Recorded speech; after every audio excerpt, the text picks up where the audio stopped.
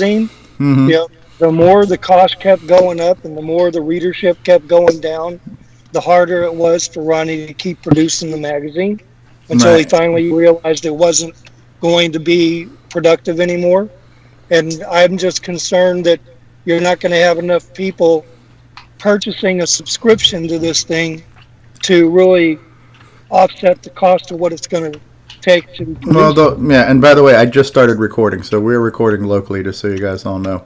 So yeah, I don't think this needs to be, I don't think this needs to be or could be viewed, and we kind of probably need to save a lot of this discussion for the air, but I don't think this needs to be viewed as the goal to have this be profitable for anybody involved, because I don't see that happening.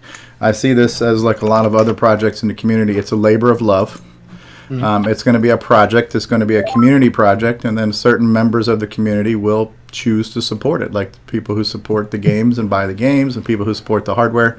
So, you know, even the people who are making games and hardware, they're not making a hand over fist money on doing this. That's their contribution, and they're making some money. I think something like this magazine is not. I have a hard time imagining it being for profit. But I have it I wasn't really looking at profit. I was looking at break even. Yeah, and that would be the thing. You get it produced digitally, which costs you nothing but your time. So you get that electronic document created, and then you look into, all right, well, who will print it for us, and how much will it cost? And hey, Steve, I actually have some information on that. There's a publication for the Apple called Juice GS. Right. Puts out a quarterly. I contacted the editor, and he gave me some numbers. Okay. So he says that basically for one issue, which is 3 months, he has about $250 in costs. He basically pays people, to do stuff. And then give me that number again. Sorry. $250. 250. For how many units? Well, that's his overhead. That's whether he only printed one copy. That's how much he's paying people to put stuff together and all that. Oh, he's paying the contributors. Yeah. Okay. So he says that shipping averages about $2 a copy, and that includes worldwide, most of it's U.S. and Canada. And he says that his publishing base is basically in the double digits, so probably around 100 or less. Okay. That he puts out, and it averages about $2 a copy for that. He does 20 pages. They're basically 11 by 14 pages that are double-sided, so it'd be 5 sheets of paper. Yeah. 5 sheets of paper, 60-pound. Double stitch black and white, but he does have color on the front and back. So he charges $19 US for a subscription. That includes four issues with shipping. Okay. So he's looking at, so I said average of $2 for each, $8 for shipping, $8 for the manufacturing, and then that leaves $4 for or $3 for his quote profit, or paying the talent. Right. And he uses a place called Sir Speedy because they're pretty flexible. Sir Speedy is like a local place. Pretty known. Yeah. They've got those out here in California. They're actually a pretty good printing service. Yeah, he likes the Sir Speedy because they're really good and consistent. He says use the local place, don't ship it off someplace. Anyway, I can forward this email to anybody who wants it, but like I said, he puts out this thing quarterly, been doing it since 1996. Okay. So that's interesting. Hi, everyone. Hello, L. Curtis Boyle. How you doing, Curtis? I was just listening in there while you guys were talking about it. And there's Senor Drencor Ladd. Halloween mode. Does either David and or Curtis have anything technical they'd like to talk about today? Have you given any thought, David? I've got some stuff on the newbie question that Grant was going to ask, but I'm not sure what time he's joining us, if he's back from the vet yet or not. No, I myself don't have anything because I've been, dealing with my own hardware stuff this week. So, right. Okay. How about we talk about XSplit streaming? Yeah, right. bandwidth. Do you want to? Oh yeah. Speaking of that, Steve. Yeah. Now I was looking at Google's recommendations for bit rates, and I know you said at one point that you was trying to stream at 10 megabits per second. I said I was capable of it. I didn't always do that, okay. but I was able to do a stream test and be able to stream at that bandwidth without issue. Now, I used to average about 8 megabits if I was doing 1080, and I try to do about 4 megabits for 720, which is what CoCoTALK is broadcast at. Yeah, because I know at regular 1080, YouTube prefers you to keep it between 3 megabits and 6 megabits. So that's one of the reasons I was like 10. Hey, hate to interrupt you guys, but Ron just uploaded the Rainbow magazine up on Facebook. Yeah, I already read it. Oh, no, that's not an interruption. All right, now I have to find it. Ron's Garage? And by the way, how long is my... It's what, 22 pages, I think, PDF? That's what he said. Yeah, it's 22 pages. Why wouldn't he wait for us to reveal it on CoCoTALK? Why give it to everybody? Because he's selfish. Yes. It's not a reveal when we're now talking about it after other people have seen it. I'm guessing he wanted it up so that people could grab it to take a look at it while we're talking about it simultaneously. That would be my guess. Yes, always the politician, that Curtis Boyle. Us friendly Canadians here, we don't like starting fights. Hey, that's right. Smiling nicely, shaking your hand while getting the knife ready. Yes. Oh no, that's the American politician. Just enjoy your just enjoy your free prescription medicine and pipe down, okay? And clean water. Don't forget clean water. Wait. Politicians and clean water? Not happening. Up here, we got so much of it yet, so it's no problem. Drink from a mountain spring. It's quite nice, actually. Well, and unless you want the animal and other in the water too. It comes right out of the ground, right from the underground spring. Okay, so it's looking downstream. The Rainbow, the Color Computer Quarterly Magazine. It's coming down. Yeah, so I was also downloading another one of my 50 gigabyte archives, which has 25 seconds left. Yeah, I just pulled this thing off of Facebook. I'm looking at it. It's mostly a bunch of advertisements, which I know everybody was throwing around. Hey, how can we do this in sort of a Rainbow magazine or CoCo magazine advertisement style? Right. Current stuff like CoCo. Hey, Ron. I'm still waiting on mine to finish downloading here. Here we go. Yeah, because I have to say, from my quick look at the preview, it reminds me more of the old Color Computer Magazine than Rainbow, because Color Computer Magazine also tried to do a lot of color ads and a lot of color, article pictures and stuff like that. It was much more graphical. Under the Rainbow, CoCoTALK, the video CoCoTALK show by Stevie Stroh. Internet CoCoTALK show. Tandy Assembly. All Tandy Color Computer. The SDC and its features. CoCo Crew podcast. Two guys and a mic. Roku hosts on the CoCo channel. I'm a coconut. The Three Amigos. Look at this. Okay, so far I'm liking what I see here. Tandy Assembly. Complete coverage on page 7. Print number -2. There it is. I love it. Okay. We as a group of old and mixture of new color computer enthusiasts have a variety of opinions on this magazine should be. I saw a lapse of time go by when nothing was getting done, so I jumped in with both feet and took the job. And that's what you got to do, Ron Delvaux. Yeah. Got to grab that bull by its horns. And don't listen to the public. Just do it yourself. All right. Yep, do what you want to do and then present it. I just rambled on to fill in space. Yeah. Not many people stepped up to contribute. Okay, Jay Searle. Just put insert article here. No, there you go. We see this now, so maybe they will. Yeah, okay, so we need MC10 stuff, we need Dragon stuff, we need clone stuff, we need... Yeah, no, I like it. I'm looking at it right now. Come and get your software. The CoCo Crew podcast. Okay, so yeah, I'm really interested to see what this Roku thing looks like. I just don't have the money to pony up to buy the box right now. CoCo PSG review. OS 9. It's new bigger brother Nitrous 9. Can we upgrade my CoCo from 128K to 5K? Cloud 9. Yes, we can. Well, there's going to be other stuff underneath Cloud 9, hopefully. Yeah. Look at this. Bomb threat. Bomb squad. I can Forest do the of Doom. processor upgrades. Retro ad. I love that you throw in a retro ad there, too. Nice. Retro ad. Heat up your CoCo. Yeah, this is looking really good. Retros were what was the last 2 pages on the CoCo on Rainbow. Okay. All right, so I think we've got a lot to show and tell today. So I haven't started the live stream yet. Let's go ahead and start the live stream now. Before you show it, be sure to put my Ron's Garage up there. Yes, sir. All right, so hold on 1 second. Let me share audio too.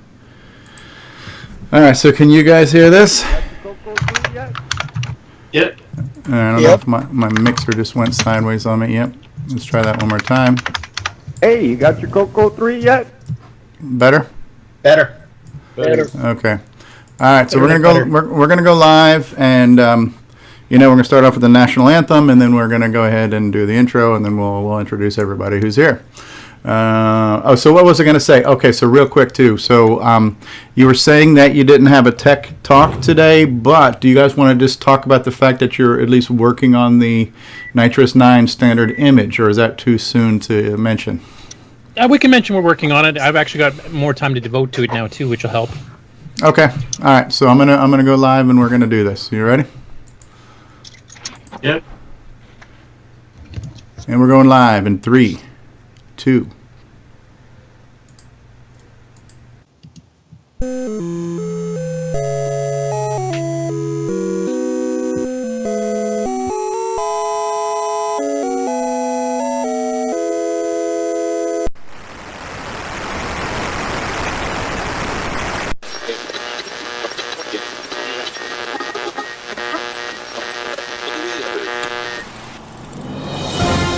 This is CoCoTALK, the nation's leading live talk show featuring the Tandy color computer, with your host, Mr. Gameplay Goodness himself, Stevie Stroh.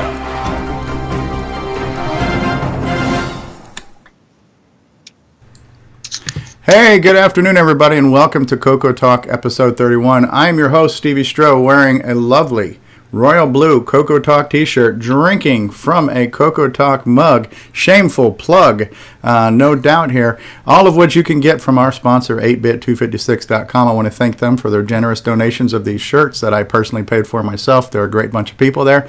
And welcome to CoCoTALK episode 31. We have got a great topic for you today. We've got another great show. We've got a really big show here, folks. And we already have people in the live chat. Yeah, so we have in the live chat, Norlander says, hi, all. Hey, Norlander, how are you? So, yeah, we got a good show. We got a topic. There's been some discussion this week on Facebook about, hey, what if we got a rainbow magazine together? What would that be like, you know?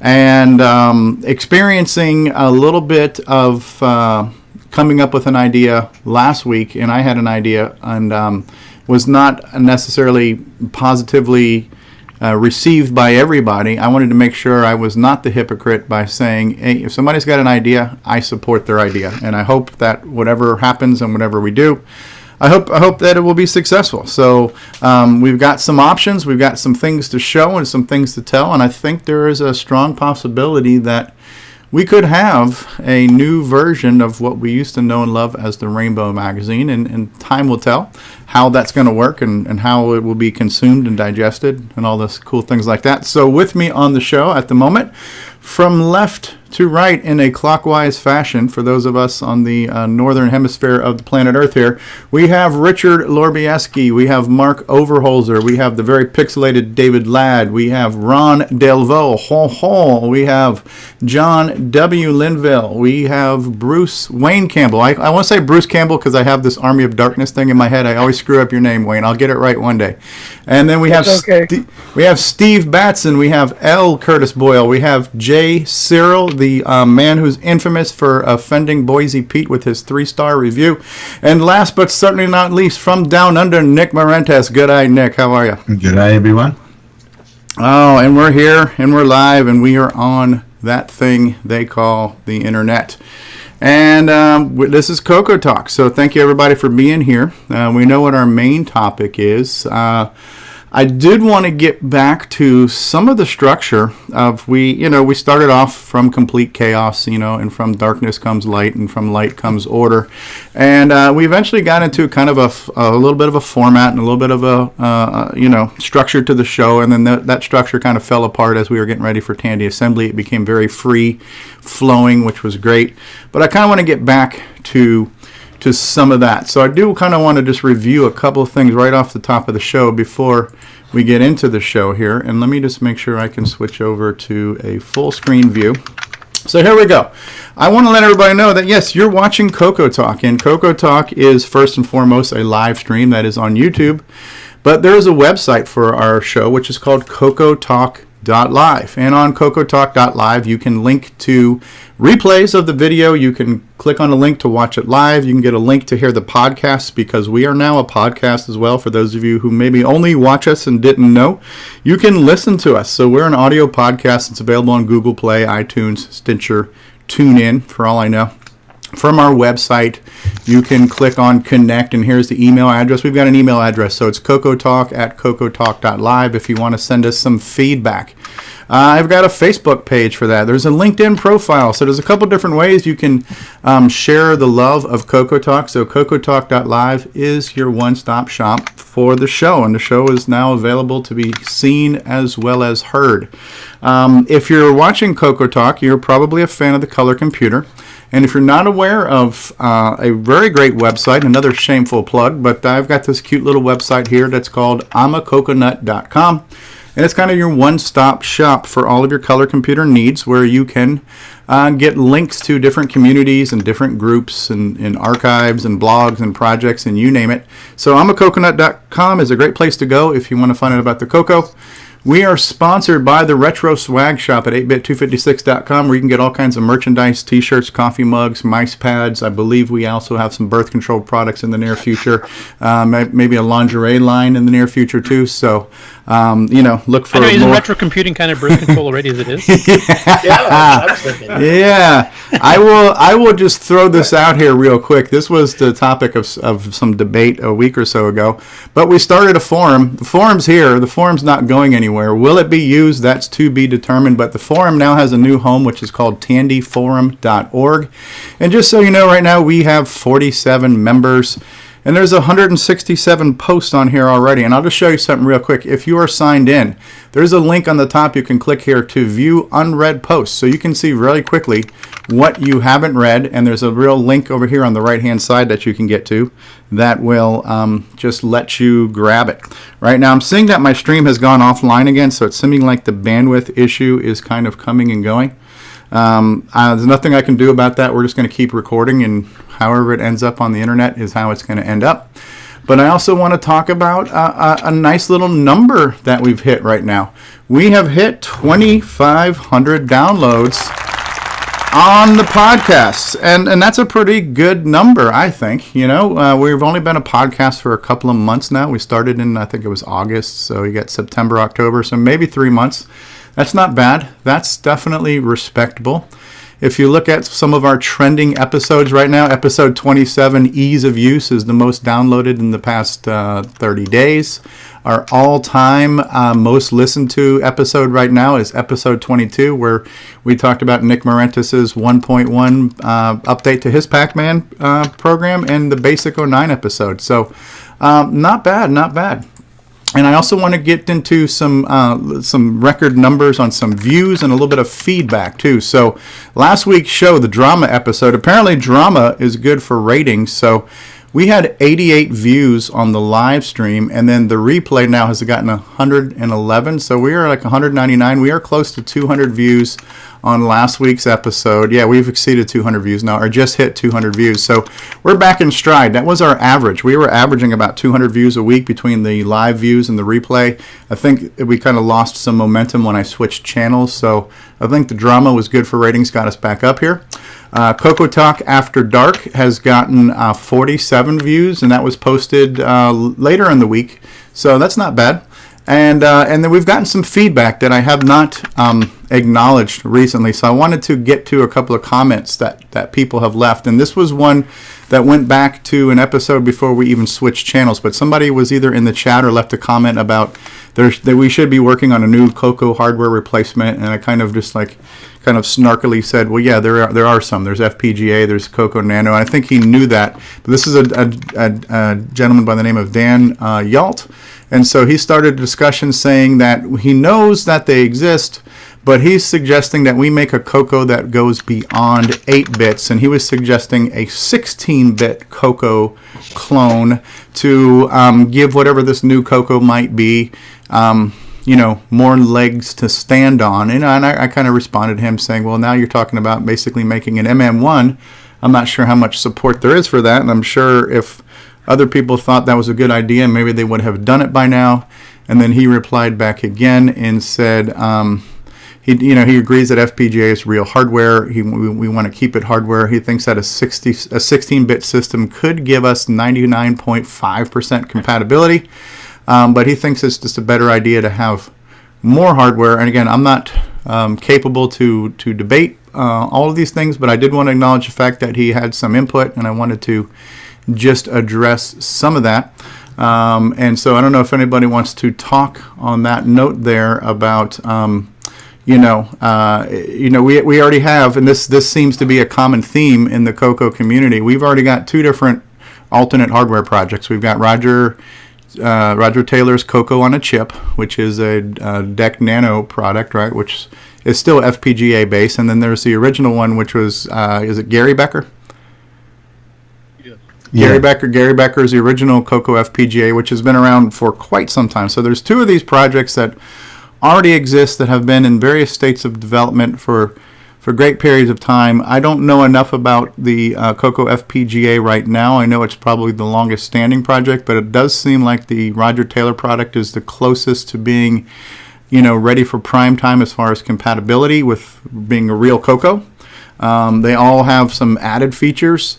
And when it comes to projects, people are going to do what they want to do. But what do you guys think of now a 16-bit CoCo 4? I mean, are we just asking for the gates of pandemonium here, or? Tell me this: what are you going to do, with your 16-bit creation that's going to be significantly better or different than an Atari ST or an Amiga? When those already exist, right? They already exist, or a Macintosh. Right. So that was kind of my thought, that we're not only we're not reinventing a wheel, we're inventing a new wheel, and it'd be so niche that what are you going to do with it was kind of my thought. But I think everybody has everybody's got an opinion and a suggestion on what they think might be good. And the nice thing is, anybody who wants to pick up a soldering iron and a circuit board, they can make whatever they want to make. I don't see a 16-bit CoCo solution happening anytime soon, but you never know. Yeah, I mean, you'd have to start with new software support and stuff for that too. Otherwise, you're just running old stuff on basically an emulator. You're taking a 16-bit machine and emulating a CoCo on it, which is not much different than running MAME or MES. Well, what do you think about the? Go ahead, Nick. Sorry. The question is, when is a CoCo not a CoCo? Right, and that question has come up, and I think we've all agreed that it depends on the individual. Like most things, it's kind of in the eye of the beholder. So I think it's an interesting idea, and I think anybody who wants to try to put something together, go ahead and put it together. Like John Lin, I love stealing quotes from John Linville. If you got to scratch your itch, then scratch your itch. But these things don't happen overnight. There's a lot of development and time and testing and prototyping and expense. And my thought was, we got some pretty clever individuals working on platforms now. They chose what they chose for a reason. They probably saw the senses and the strengths and the weaknesses of going different directions, or maybe it started off, well, this is what we're going to do, and they didn't think of a bigger picture. But I don't know. I don't think it's a terrible idea, but I don't think most of the people who are currently active in developing CoCo hardware technology would probably jump on that ship anytime soon. I think the only thing that might even be a kind of a practical thing is maybe emulate an MM1 or something like that. But a CoCo 4, don't know. I think the CoCo 4 kind of died a long time ago. And if you remember, when they discontinued the color computer, the MM1, the TC09, the TC70, they all came out to try to replace the CoCo.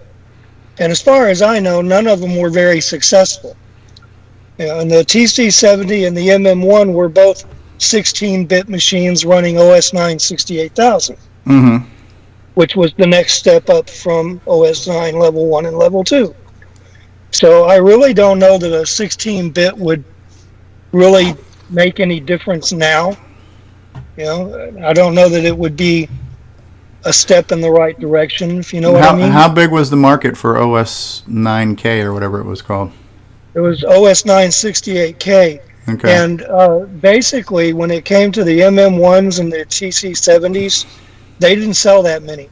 Yeah, combined would be in the hundreds, maybe. Yeah. The biggest OSK market, as they called it, was in the, God, what did they call it? They call them devices now. Controllers, I think, is what they call like them. An embedded system. An embedded system. And that's where OS 9's real focus was, and that's what they were aiming everything toward. And still are, as far as I know. OS 9 is still out there. Microware got sold again and bought up again, and they're still producing OSK. I think they're up to almost version 5 now, or 7 or something. But it's up there. OS 9000 didn't last very long either. So yeah. So it's interesting, and I'm going to be the last person to poo-poo on anybody's opinion, and I don't want to be the person to step on anybody's dreams. So I generally have the idea that, you know, if you want to do it, then do it. And we were just talking about this right before we went live. And by the way, if you're watching us live, the streaming has some issues. The streaming had stopped, and I just had to restart it. I've actually lowered the bandwidth now on the streaming. So because this problem happened last week, I'm recording the show. And when the stream is done, for better or worse, I will post the recorded version of the show that did not get interrupted. So for those of you who are watching us live, you're seeing bits and chunks of the show, and I do apologize. I blame David Ladd for this. He broke the internet. So, I mean, I think everybody has an idea on what we should make or what we should do. You know, there's no shortage of opinions, and I like one of... What was your phrase, Steve Batson, when we were talking about, you know, making a rainbow magazine? Yeah, you can't design by committee. Can't design by committee. It's a great one. And we had this conversation with Jim Brain when I asked him, and I loved his response. I go, you know, how do you feel about it? You know, if you're working on a hardware design and somebody comes up to you and kind of want an armchair quarterback and says, you know, maybe you should do this or you should do that. And he very frankly said, yeah, it can be annoying sometimes, you know. I think he was talking about me, too. But, you know, and I did like the way he phrased it, where it really depends on where you're coming from when you say it. When you say something like, well, have you thought of this? And, you know, is this possible? Or, you know, when you just come out and say, well, this is bad and it's not going to be good unless you do this, or I'm not going to buy it unless you do that. Well, those are just a rude thing to say in general. But, you know, I think with anything else, too, what happens is you have, like, I love that phrase, you can't rule by committee, because that term feature creep comes into play. Somebody's working on a project, and you have everybody says, well, do this and do this and do this. And again, you got a lot of people who want to cheerlead and say, yeah, rah, let's do this. But not everybody's aware of what it takes to make this done. And, you know, if you start something, maybe you want to finish it. And I was a little bit guilty of that too, because I was playing with Rick Adams' bomb threat, and I had a couple ideas like, hey, it might be cool if you had like a bonus round after you went through a couple of things, that you had this little bonus round and you got to do something for extra points and stuff. And he's like, yeah, that's not a bad idea. But he kind of had something in mind, and he wanted to finish the game that he started or he did before. And so, you know, that's not that my idea was bad, but, you know, I said, okay, I'm going to shut up now. I'm just going to let you finish your game. But, you know, it's really easy to, you know, the old saying is wish in one hand and poop in the other and see which one fills up first, right? So, we have a term for that in the open source community. It's called painting the bike shed. Painting the bike shed. So if you go off and, you know, you build a nuclear bomb or something like that, and you say, here, I've got this nuclear bomb, people say, that's awesome, you built a bomb. And then, you know, they don't have anything to say about it because they don't know anything about it. But if you go off and say, yeah, I built this bike shed in my backyard, what color do you think I should paint it? Well, everybody understands the bike shed, right? Yeah. Everybody understands what colors they think is nice, right? Well, I'll paint the bike shed blue, no pink, no orange, no green. So it's very easy, you know, people to start throwing out ideas, and they mean well, mostly. Yeah, But, you know, it's really just painting the bike shed, and it can be frustrating. You know, Yep. you build your bike shed and it suits you, and then somebody else comes out and says, well, it really needs to be pink, or I'm not going to use it, or I'll never buy one unless it's plaid. You know, whatever. Yeah, then you tell them you can make your own. Yeah, well, that's right. Build your own. Right. I like that. That's a cool phrase. I'll probably forget that one, but I'm going to try to remember that one so I can reuse it at some point in time. So yeah. I'll write them down and send them up. There you go. Okay, yeah. Send me some Linville isms. So yeah, one more thing before we get into the main topic. I was listening to the latest episode of the Trash Talk last night, which I think is episode 18, which is, congratulations on them now. They're a year and a half into their show, and it's a good show. So they kind of had their version of the Tandy assembly wrap up, and I was listening to the whole thing, and they got to the part, and this is the only part that, to be completely honest, it wasn't the easiest thing for me to hear, but two of the guys said that their least favorite part of Tandy assembly was the roundtable discussion, because they just had a different vision for what it might have been, and they would have preferred there have been a list of pre-vetted questions or something like that, and that's fine, and I respect their opinion, but I hear that, and my first reaction is, oh, that kind of hurt a little bit, it stings a little bit, but I also say, well, you know what, these are people who I respect, and they've got their opinion, and they're not necessarily wrong either. But yeah, so that was a little bit of a little bit of a sob story. But I think it was a decent discussion. It might not have been what everybody expected, but I don't think it was a waste of time by any means. No, well, I was on that talk, right? The TRS-80 Trash Talk. Yeah, the guys that were complaining about the roundtable, to be honest.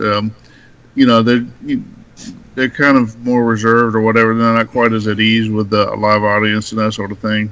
So I wouldn't take it to heart too much. They might not participate in another one, but I wouldn't take it as a real negative so much as just they personally didn't like being part of it. Yeah, no, and I did. I mean, that's where I figure I'm starting to evolve as a human being. I was able to accept that as criticism and not completely, want to unfriend anybody or go on a warpath or anything like that. So, and you can always tell them to make their own round table. So, yeah. Well, once you go make a square table, and what color are you gonna paint it? Oval is nice. Yeah, but but the two guys in question were also guys who develop hardware and sell hardware, and they're like, yeah, it would have been nicer if I could have answered some questions about my hardware. And I'm thinking, well, you had a booth there too that you were answering questions at all day. But I respect their opinions, and I just want to say I heard it, and I am evolved enough to not cry over it. So, quick question: did they have their own seminars too? Not all of the Trash Talker. I think Peter Satinsky did, but I don't think Peter Bartlett did, or Ian, or even I know Randy Kindig was planning on it at one point in time, but I think he gave up his slot to the TrisVid presentation. So that would be a better forum for them if they want to answer questions on their own project. Yeah. No, but so that for me, it was a little bit upsetting to hear that it wasn't a globally unanimously happy-feely type of thing. But other than that, I still think it was a decent talk, and I enjoyed listening to the replay of it too, actually, because I heard it in the car after I podcasted it. So. And it sounds like just their expectations were different than what happened, because it wasn't. Yeah. It just wasn't what they were expecting. Yes, and Grant Leighty has joined the show. And before we get into the main topic too, because we have strayed from the segments, I would like to perhaps get into some of our segments, and maybe it's going to be a brief technical segment this week, but I believe Curtis and David might want to have something they want to talk about. Are we okay to do a quick tech talk, even if it's a 2-minute segment? More like a tech preview update, I guess. Tech preview. All right. Well, hold on. I have to get my producer in here in 1 second, because this is a professionally run show. We got to get the whole multimedia thing going. So hold on 1 second here. It's time for TechTALk with David Ladd and Curtis Boyle. Take it away, tech dudes.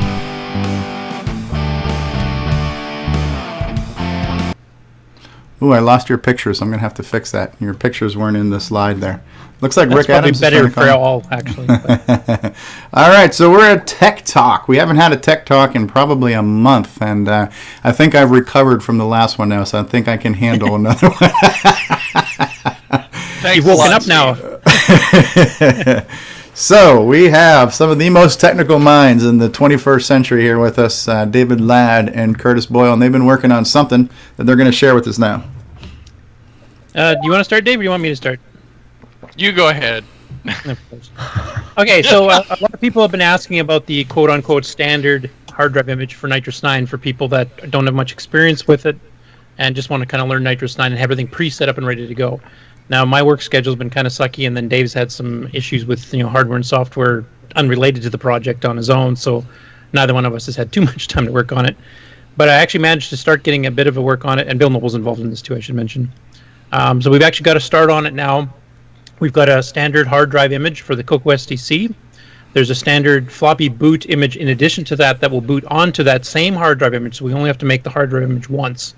That will boot off of the various emulators like VCC and MAME.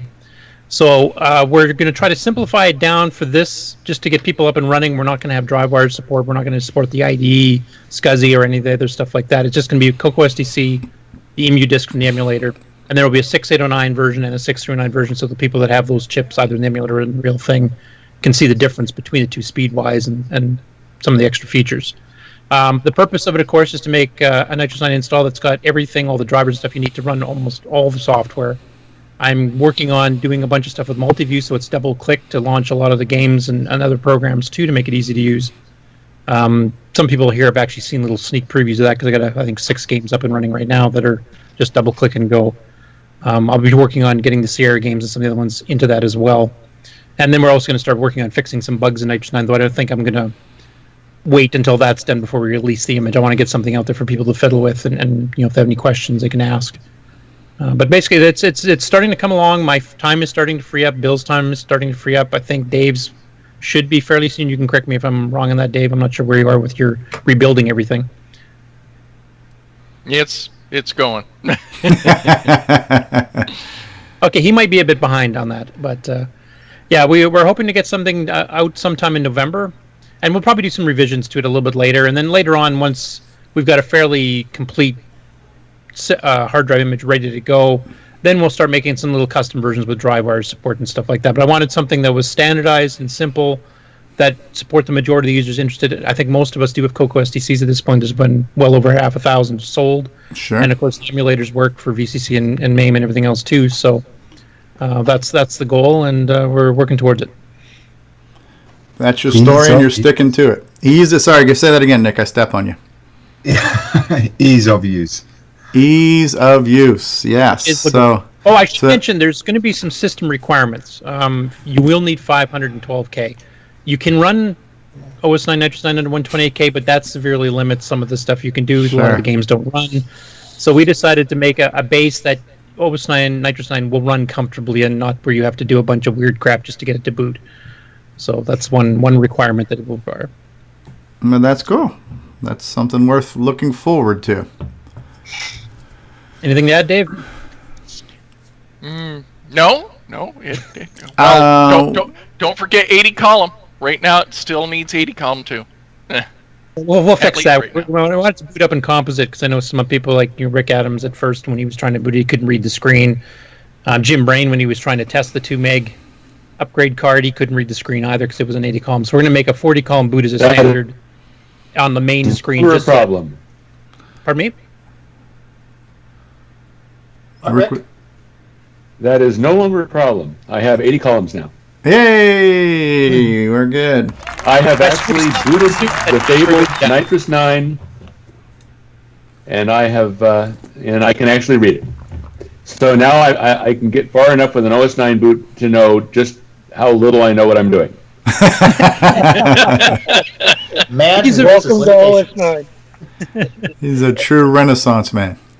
We will be making it a 50 column boot, though, just so that people that are running on composite or on displays that aren't quite as good can still read it.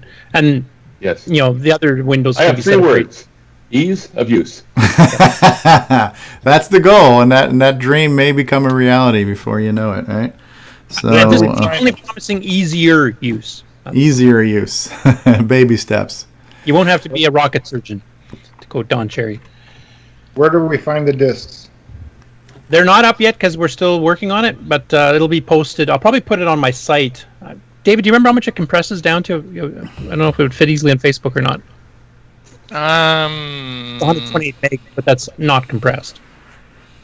I don't know. Facebook, well, we would probably be better just put a link to a website on Facebook. Or we could put it on the forum. Links get lost. Links get lost real easily. Post it to the forum. Curtis's site. Yeah, we can put it a few different places. We can put it on the Color Computer Archive. We can put it on the forum. It's places to put it. Color Computer Archive is probably a good single point of reference. We can have some mirrors of it. And we're going to have version numbers on them too, so that if we do updates later, that you'll know which is the latest one. There you go. Organization. So, do you want to talk about some of the progress you were making with some of the VDG stuff and things that did not used to work on Nitrous 9 that now kind of do, or is that still not ready for prime time? If you're talking like the Cave Walker and stuff? Yeah. Well, we came up with a patch because what it's doing is it's actually cheating and programming the PARQs directly. It's bypassing the operating system entirely. And somewhere along the line in Nitrous 9 that got broke since level 2. And that was actually broke apparently from what Dave was testing, I think even back to the last few versions I worked on around 2001. So I'm not quite sure exactly what got changed. I know we optimized the bejesus out of the RQ routine, so maybe that's where it happened. So it's a matter of figuring out what was changed. Is it worthwhile changing it back, or should I just patch Cave Walker to use a VIRQ, which is what it was designed for? That's what Flight Sim 2 uses. All the Sierra games, they all are doing the same thing the Cave Walker is trying to do, except they do it through a legal OS 9 call as opposed to trying to reprogram the hardware on the fly. So I have to get into a bit more details on that to figure out which is the best way to approach it. I also don't know how many other games are affected yet at this point with that exact same problem. Okay, yeah. So there were games that used to work on real level 2 that stopped working on Nitrous 9 level 2 that there may be a brighter future where they will work on that again. Right? Yeah. And if anybody's tried other ones, like I know Interbank Incident has some problems, though, from what I think Barry had checked or somebody had taken a look at it. It's not the same problem. It's a different. So we know that one. We know Cave Walker is a problem. I don't know if anybody else has tried stuff like Biosphere and stuff I haven't had time to yet. But if anybody else has tried any other level 1 games and they're not working properly in level 2, let us know which ones they are. You can even email the general podcast show account, and Steve will make sure it gets to me. And then I can start looking into some of those issues as well now that I have time. Very cool. Hey, Grant, welcome to the show. Hello, how's everybody doing today? Good. We're going to probably run a commercial here in just a minute, but I was just curious to know, did you have a newbie question of the week for us this week? Yes, I do, actually. All right, well, you hold that thought. We're going to take a commercial. We'll be back, and then we're going to hear about the newbie question of the week. I'm sorry, David, were you going to say something? Yeah. To comment on Curtis's request for the file size, it's roughly 18 meg currently compressed. Okay. It'll be getting bigger before we release it because we'll be adding more software, but that's good to know. That'll fit easily in Facebook, I think, if we want to throw it up there as well. Put it everywhere. That's my motto. Yeah. Very cool. All right, we're going to run a commercial, and we'll be right back in 2 and 2. Hi, I'm Mike Rowan, and you're watching The Original Gamer, Stevie Stroh. And when you're done watching, come over and listen to the CoCo Crew podcast. What's going on, everybody? The Original Gamer Stevie Stroh here, and I want to talk to you about I'mACoconut.com. If you love the color computer like I love the color computer, then you got to visit I'mACoconut.com, your one-stop shop for all of your Tandy color computer links needs. There you'll find links to blogs and podcasts and project sites and emulators and downloads and groups and communities. If you love the color computer, head on over to I'mACoconut.com. That's IMACoconut.com. Tell them the Original Gamer Stevie Stroh sent you. CoCo forever, people.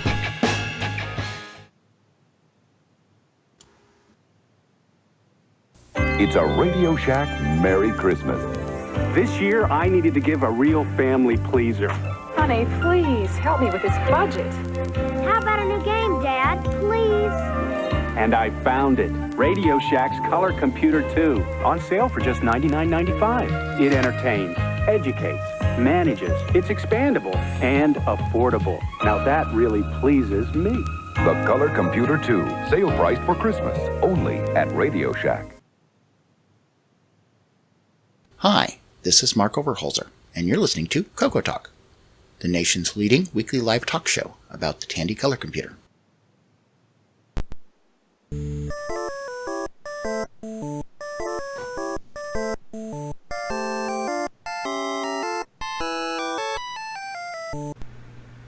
All right, and we are back on CoCoTALK.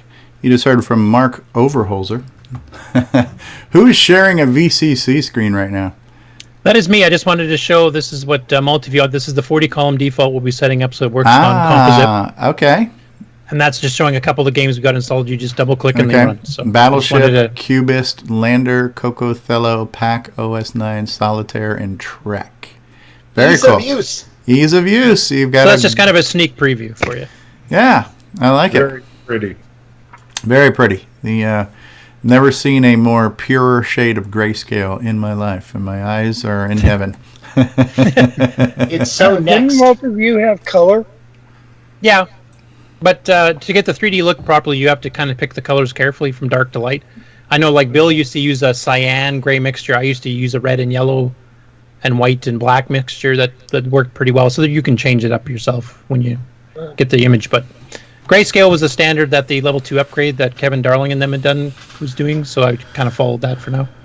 Yeah, looks very good. I remember a blue-gray, kind of a steel gray. Yeah, that's one that Bill favored. First installed it. Yeah, I liked it, but I had a hard time with dealing with setting up all the icons. Yeah. Run one of the games just so we can see how it launches. Any request? Oh, I don't know. Pack OS 9 or. Okay, written by Larry E. Olson. That came up pretty quick. Well, that was easy. Ease of use. Yes. Select joystick port by pressing the button. Right port. Now I'm going to try to play with a mouse. This is going to suck. And you're not getting the sound, of course. No. Okay. Ah, look at that. This looks a hell of a lot better than Nick Marentes' Pac-Man. You see what you've been missing, Nick? Well, see, I can multitask with it, so it is running better than Nick's Pac-Man.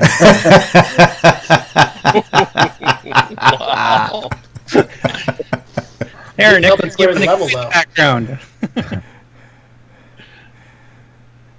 That's cute. And this is graphical. This is not text or fonts or anything, right? This is using actual screen draw routines. It's 320 by 192 by 16.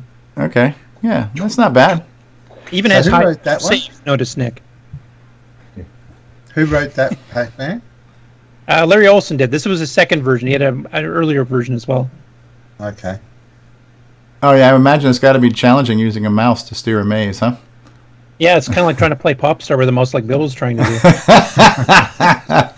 You know, it's even worse. Bill tried joining us on Minecraft from his iPhone, and he's trying to steer with his touchscreen. We're like, dude, you can't do that.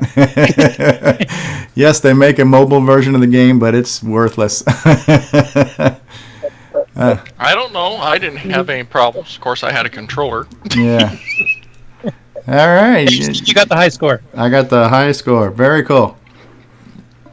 So what we're trying to do and what I'm trying to accomplish. So coming soon to a CoCo near you. It's the ease of use version of Nitrous 9. Ease of use version, yeah. Even I could understand how to launch it then.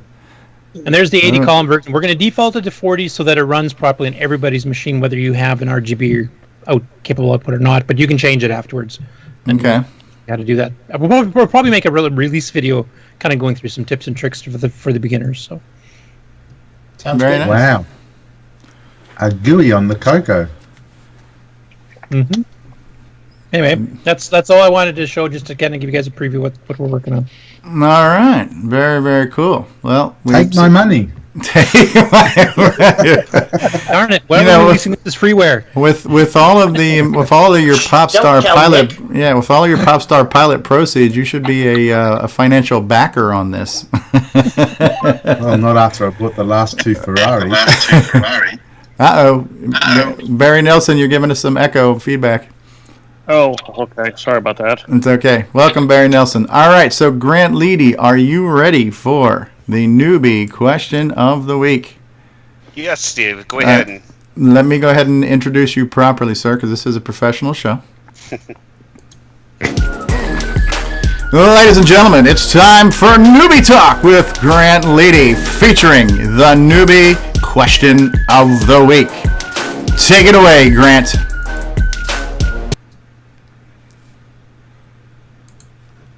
That was your cue. So I have a simple question for everybody today. Now that we have a new forum and now the Discord chat, and just want to kind of touch base, and what are the good resources to go for the CoCo questions and finding out things for newbies? Why should you go to Facebook over the forum or the forum over the mailing list? All of the above. Let me make sure I understand the question. What is the single best place to go to get a question answered? Or why would you go to the mailing list instead of Facebook, or why would you go to the forum to get a question answered instead of going to Discord? Well, Discord is still kind of even though it's been publicly advertised, I don't know that everybody uses it. So the two places that everybody goes is half of everybody's in Facebook, half of everybody's in the list, and there's some overlap there. So those are the two common places that have been around since the dawn of time. And they do have specialties too, because the list seems to be favoring more the OS9 users, because that's what they've been using for 30 years. Whereas Facebook is more the newbies or the game players and that kind of stuff. Not completely, like you said, there's overlap, but it tends to be that the OS9 people hang on the list more than they do in Facebook. The list seems to be a little bit more technical, a little bit more higher level of expertise in the members there, and there's a lot of things being shared in that sense. Yeah. So I guess my response would be, if you have a highly technical question, then maybe throw it to the list. If it's a general question, throw it out to Facebook. All right, cool. All right. And then I have one other question too, and this is more for myself. For the SDC image, for the images with all the games and everything on it, where can we get that from? I don't know. Barry wants to chime in on that. I think there's some on the Color Computer Archive. Yeah, is the Ultimate SDC list on there still? That was one zip that had 1,000 disk images or whatever. I've got a disk image I published out there that has both. It's partition. It's got an OS9 boot partition and a bunch of RS-DOS floppy partitions on it, just like you used to have on an old style CoCo hard drive if you had it partitioned. And there's a special HDB DOS ROM that works with the CoCo SDC to access all of those virtual floppies. Of course, you've got a lot of stuff that just likes to run off a single floppy disk, so you just copy the floppy image onto your SD card. There's no big image. You just go to the archive and copy down what you want and put it in the appropriate folders, organize it how you want. Yeah, so... Yeah, there is a thing that was called the Ultimate SDC image from a couple years back. I remember I bought it at CoCo Fest on a kind of looked like a cassette and was actually a USB stick, and it basically has like 1,200 disk images pre-installed, organized by CoCo 1 and 2, whether they're utilities or games and stuff. If that's actually on the archive, and I think it is, I haven't looked in a while. That's a good starting point, because you'd have a whole bunch of stuff ready to go, whether you use it all or not, or you want to take time to explore it. But rather than having to download and then copy over file by file for 1,000 disk images, that's one that's kind of got a good pre-start. It won't have the most recent stuff, obviously, at this point, but that sounds like a good starting point. I just wanted to chime in regarding resources for new users and questions. We have a new resource for new users, which is just now coming online, which is the rainbow.online, which is a online publication we are trying to kick off and get started.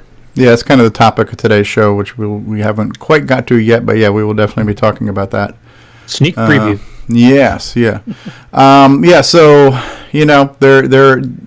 there's the kind of the two pillars of communication channels, right? There's the mailing list and there's Facebook. Now, as far as resources, there's a ton of resources. A good single source is the Color Computer Archive, but there are other ones, We now have a forum, which I've made public and I've invited people to, and we've got 45 some odd people using the forum. There's actually a lot of assembly discussions going on there right now. So the forum is getting pretty technical. So I would say it's kind of on par with some mailing list topics. I'm not going to get back into that debate, or I'm not going to try to promote it or preach it, but it's there, and some people are using it.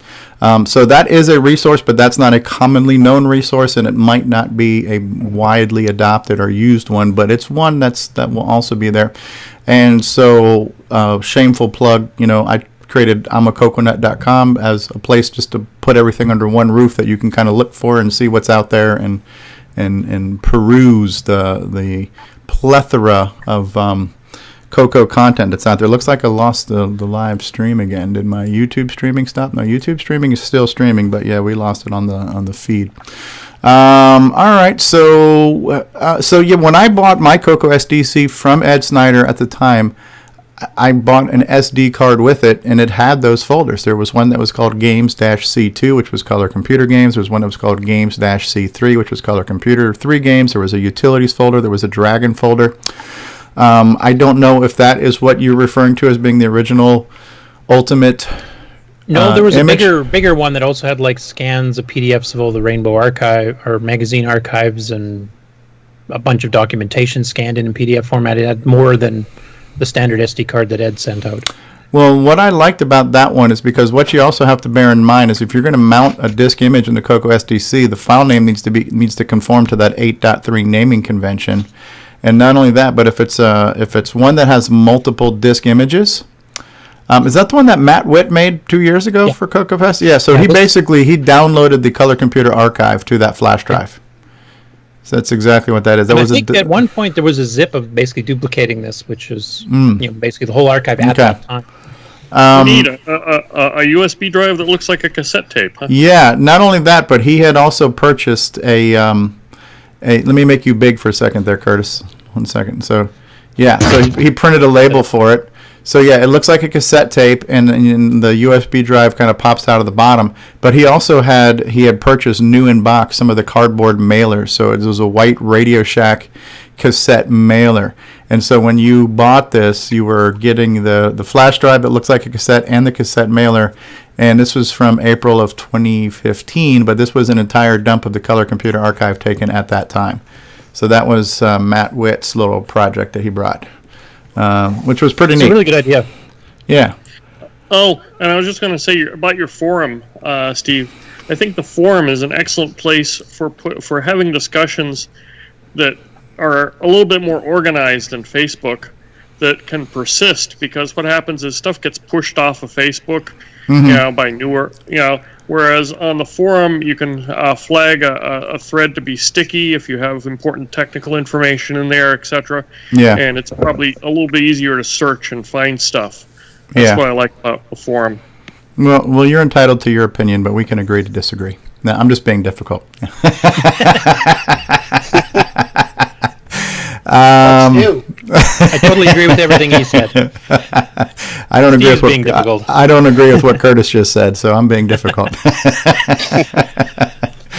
Drama's good. Disagree. Drama's good for ratings. Let's stir it up on the show here. We all agree Steve's wrong. So I like the idea of the forum. I don't like drama in my CoCo. I actually just like to have discussions, get stuff to work, and play games. And and I do appreciate the fact that you've stepped up and wrote something for the for our little online Rainbow too. So, and you've been contributing to the forum, so much appreciated.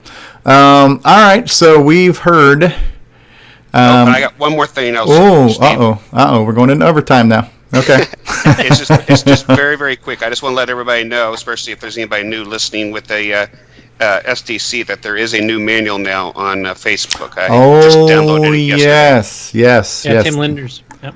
Yeah, yes. I should probably put a link to that out there. If somebody wants to put a link to that and stick it in the YouTube chat for the viewing public at home, that would be great for you guys who don't know about it. So there has been a manual, and it's been on the website. So what's the story? Who created it again? What's the gentleman's name? Darren Atkinson. Darren Atkinson is who created the CoCo SDC in the original version. At some point in time, Ed Snyder picked it up and started producing and selling them. So it's not Ed's creation. Ed is now the manufacturer, so to speak, or the distributor. And Darren still does the programming of the microcontroller stuff that's inside too. So Darren's doing the firmware upgrades and the DOS upgrades, and they've been upgraded several times since I've owned mine. And so now there's a really nice manual because things have changed since the CoCo SDC came out. For example, the SDC Explorer, which is now a GUI for that, and so the ability to have an auto exec disk image, to the ability to configure your CoCo SDC and tell it which disk image to automatically mount, which you can do, and then if you put an autoexec.bas file in one of those floppies, it will run something. So we can have self-booting SD cards now, which is really cool. And so you can configure that to launch the SDC Explorer and menu browse your content, which is a heck of a lot easier than the old way. Kind of like what they're doing with Nitrous 9 now. It's added some ease of use to the SDC. The ability to stream media has come from it now too. So there's the video streaming, like some Ed Snyder's demos with the video files, and the audio streaming of the MIDI files to or whatever you want to call them, those songs, electronic songs, to stream to some of the sound hardware. Even this show as a podcast, you can listen to directly on it. Yeah. So SDC has evolved, and there's a manual right now that's kind of encapsulated all of the most current stuff that's going on there. Brian Joyce has just joined us. Hello to you, Brian Joyce. Welcome. And so that's cool that that's out there now, and so it's an official package for that. Very cool. So cool. So Grant, have we addressed your questions?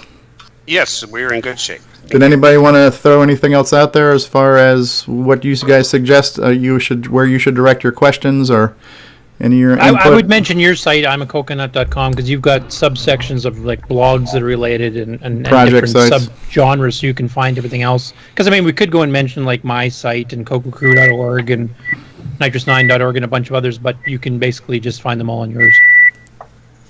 Yep. Somebody's got a little feedback going on there. So I guess it depends on the question, and if you're not sure, throw it out in as many places as possible, and one of them will give you the answer you're looking for, which I think is what a lot of people do. Most people will sometimes post something in both places. I'll post it in the mailing list, and I'll post it on, Facebook, and you might get different versions of the same answer, or arrive at a similar conclusion, things like that. Okay, so Brian says, I tried to get up at 4 a.m., couldn't do it. He must be in Australia too, like Nick is. So Nick's a trooper for getting up at 4 a.m. and joining us. All right, so let's take a quick commercial, and then we're going to jump into the main topic, and we're gonna hear from Ron. We're going to talk about the Rainbow Revival and get everybody to chime in on that. So we'll be right back in just a minute, folks. Hey, have you got your CoCo 3 yet? Hi, this is Rick Adams, author of Temple of Ram and Shanghai, and you've tuned into CoCoTALK, the nation's leading live talk show featuring the Tandy color computer. What's going on, everybody? Original Gamer Stevie Stroh here, and if you're a fan of vintage computing and retro gaming, then you're going to love our retro swag shop at 8bit256.com. There you will find custom designs by Instagram artist Joel M. Adams. You can get I'm a Coconut, CoCoTALK, and other cool video game images on a t-shirt, coffee mug, or mouse pad. So if you love retro, then head on over to the retro swag shop at 8bit256.com today. Tell them the Original Gamer Stevie Stroh sent you. Some people have big plans after school. You know what Elliot's gonna do? Jeff, too. Elliot's at work on a book report using Scripsit on Radio Shack's Color Computer 3. It hooks up to his TV. And Jeff's at his Radio Shack Color Computer 3 playing the newest football game. But wait, what's Elliot doing playing New Super Pitfall? And Jeff's having a blast with a new math tutor. You never know what you might try with more than 100 programs for fun and learning. Radio Shack's Color Computer 3 comes with everything you see here. Other items each sold separately. Only at Radio Shack. All right, well, we are back. Ron, are you almost ready? Because I need to make sure I introduce you properly. Yes. All right, well, we're going to have a little Ron's Garage introduction here, so fasten your seatbelt, folks. Ladies and gentlemen, it's time for Ron's Garage with Ron Delvaux. And today we will not be peeking into the past into Ron's Garage, but we're still going to see something cool, because when it comes to cool, Ron's our man. Take it away, Ronnie. What a catchy tune. Well, it is a catchy tune. You know, any chance you know who made that tune? My son. I have a little hardware project that I've been working on. I have a 16K color computer here. And what do you guys think of a project whereas I could sell these guards? If you can see on the edge of my computer. Oh, look at that. A keyboard guard to protect the spray paint job on the... Yeah, what do you think of that? I like it. Is it also kind of... Is it slightly like padded or cushioned, or is it rigid? It's just a $17 item anybody can afford. I'm just kidding. It's way several decades too late for mine. Yeah, mine's pretty more to black, so. It's gray. It can be adapted to a white cabinet. Okay. Neat. It's not. Well, you can go ahead and put up the magazine thing. All right, Let's so go through it page by page. Okay, so the topic today is hot on the heels of Facebook, which has got no shortage of people who like to talk about things. But we've been talking about a rainbow magazine, and it kind of started with Ron, with all of his artistry, throwing up all these cool mock covers. He threw up a cover, like a faux rainbow cover. With like, what would the rainbow look like today? Would Rainbow be talking about the CoCo Crew podcast and the fact that new games are still being made? And what's that? I was just saying, see what you went and started now? Yeah, right. So he did kind of this mock-up thing, and that got a lot of people talking about, hey, wouldn't it be kind of cool to have a rainbow magazine? And, everybody's chiming in, yes, it would be cool, and should it be quarterly? Would it be monthly? Is it timely? Is it really news by the time it hits a magazine? What's it going to cost? Who's going to pay for it? So we can talk about all those things. But in the meantime, I'm a big believer in, you can talk the talk or you can walk the walk. And so Ron actually walked the walk, and he's actually produced a mock-up, or the beginning of a rainbow magazine. So here you see the cover. And it looks really nice, right? It looks like what the rainbow would kind of look like here. And we got our different CoCos on the cover. We got the hot and cold splash back there, which looks really neat. And then here we have the inside of the first page. And it just looks really cool. It looks very retro. So under the rainbow features, well, we have CoCoTALK is being featured. Tandy Assembly is being featured. The SDC in its features by Ron Delvaux. The CoCo Crew podcast. Two guys and a mic, Roku on a CoCo TV channel. Who would have imagined, that we would see the CoCo on television at any given time? You know what I mean? It's just like the fact that there's CoCo on TV is pretty impressive, right? So there's your table of contents. Then we get into hardware project, music card add-on, vendors for the CoCo. Who can fix my CoCo, right? New games and software, retro ads. And so, yeah. So Tandy Assembly is featured. So I love this. We start off with a print number -2. Do you want to read this in your own words, Ron, so I don't screw it up, or do you want me to read it for you? Yours is a little pixelated. I have to bring mine up real quick. Hang on a second. All right. It'd be good to hear it in your voice and not mine. Yeah, here it goes. Okay, I got it up. It says, we as a group of old and a mixture of new color computer enthusiasts have a variety of opinions on how this magazine should be. I saw a lapse of time go by where nothing was getting done, so I jumped in with both feet, took on the job. Two things came to mind as I was working on it. First one was this thing's going to take a tremendous amount of time, and number two, once it's done, I'm using a software package that's not mainstream. It's not Apple or whatever, so it's actually CorelDRAW. Okay. So whoever wants to continue doing this thing is going to have to convert some files or figure a way to continue the magazine. I'd like to thank Mark Overholser because he called and helped, and while I was working away on it, and he's a nice guy. When I was first exposed to the computer, I had some deep, the CoCo, I had deep feelings that the machine was going to be a challenge that I could tackle. Yeah, I pretty much did. I hope we can come to some agreement on the content of this magazine, so in the end there aren't hard feelings or bad things that happen. We all have a love for this machine. Then you would think that goals would fall in line and we'd all get this thing done, and at the same time and have the same feeling we had when the Rainbow first came into our hands the very first time. Very cool. Very cool. And my article's not in the index. Well, this is the offline version, so just like we got to continuously divide things. So, so we remember the CoCo Cat. This was from the July 1986 issue of the Rainbow. It was a dry transfer for a T-shirt included between the pages. Wow, it was actually in reverse. Yeah, I still have mine. Forward. CoCo Cat fan club member. That's pretty cool. So here's a picture of me, which is kind of scary. That's not good for readership whatsoever. So yeah, my first suggestion would be to get rid of that. And then now we have some pictures from Tandy Assembly. Here's a picture of part of my little setup here. There's my Neil Blanchard CoCo, my Sega joypad adapter, and Pac-Man was running. I was also running Popstar Pilot. Here's some of looks like Peter Satinsky's setup here with all of his. So yeah, nice little full page ad kind of showing off some of, there's some more pictures from Tandy Assembly. Mark Overholser scanned these from your video. Yeah. Thanks for doing that, Mark. What format is this thing currently in? PDF. It's a PDF that he posted to Facebook, so you can get this from Facebook.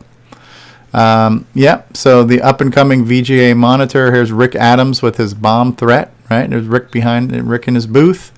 There's bomb threat running on the Raspberry Pi and bomb threat running on a real CoCo 3. Very nice. Here is a list of the keynote speakers from Tandy Assembly. Very nice. And some of the other speakers. And we covered it, and we will cover any major gathering of the CoCo community. Very, very cool. Nice little ad for CoCoTALK. I like that. Yep, that's right. The Color Computer SDC Super Duper Computer. The Super Duper Computer. I like that. So here's your CoCo SDC cartridge. The fact that we can now, this is what some people are thinking about doing, is distributing software on an SD card, because we can make it auto boot. You can put a config file to load a floppy image, mount a floppy image, put an auto exec launcher on that floppy, and have self-launching things. So that's very cool. Nice picture. Here's the picture of the actual manual that we were just talking about, right? So right. John Strong is making cases. There's been, the original case was kind of this acrylic one here. That's very cool looking. I think Tim Lindner designed that one. Yep. The CoCo SDC was designed to go inside the original plastic casing of an original floppy controller, right? Yep. Right. That was its original footprint, so you could just repurpose that plastic. So yeah, we get into talking about the CoCo SDC. Nice article here. I won't read the whole thing. This is kind of showing you how you can load up your different disks, and there's got a link to where you can get to the CoCo SDC on the web. It replaces thousands of floppies. That is very, very true. It really does. Yes, and we have the Color Computer Archive. So for those of you who don't know, it's called colorcomputerarchive.com. It's a great place to go to get stuff. So it's nice to see that in the magazine. Remember the software you used back when? Knew the Color Computer? It is right here in the TRS-80 Color Computer Archive. I like that guy. He's cool looking, right? So here's a nice ad for the CoCo Crew podcast. Very nice, very nice. Neil Blanchard, John Linville. I like that, John. Is he there? John still with us? Should be. Well, always nice to see some publicity, that's for sure.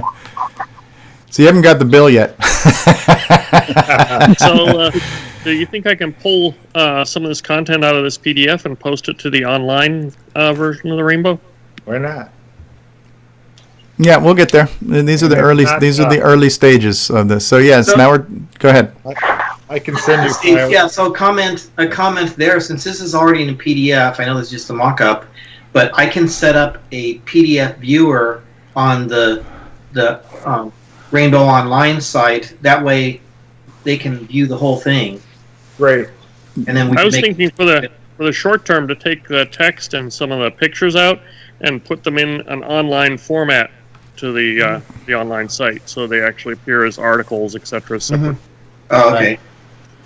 Well, either way, we'll figure that out.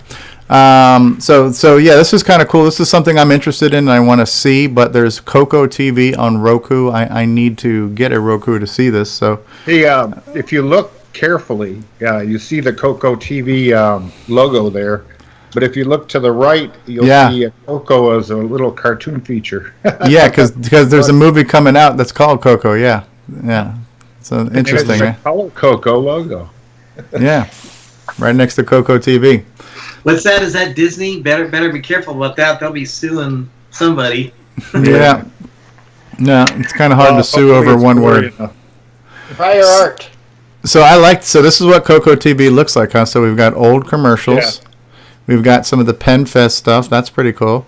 So yeah, I'm very curious to see this. Now, at the end of the day, this is all stuff you can see on YouTube. But if it's all put together in one channel and you can kind of surf it with your remote from the couch, it's kind of cool, right?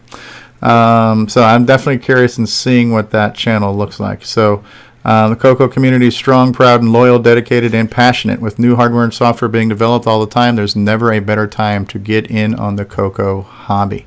Those very, very cool. Words. I took it from CoCoNut.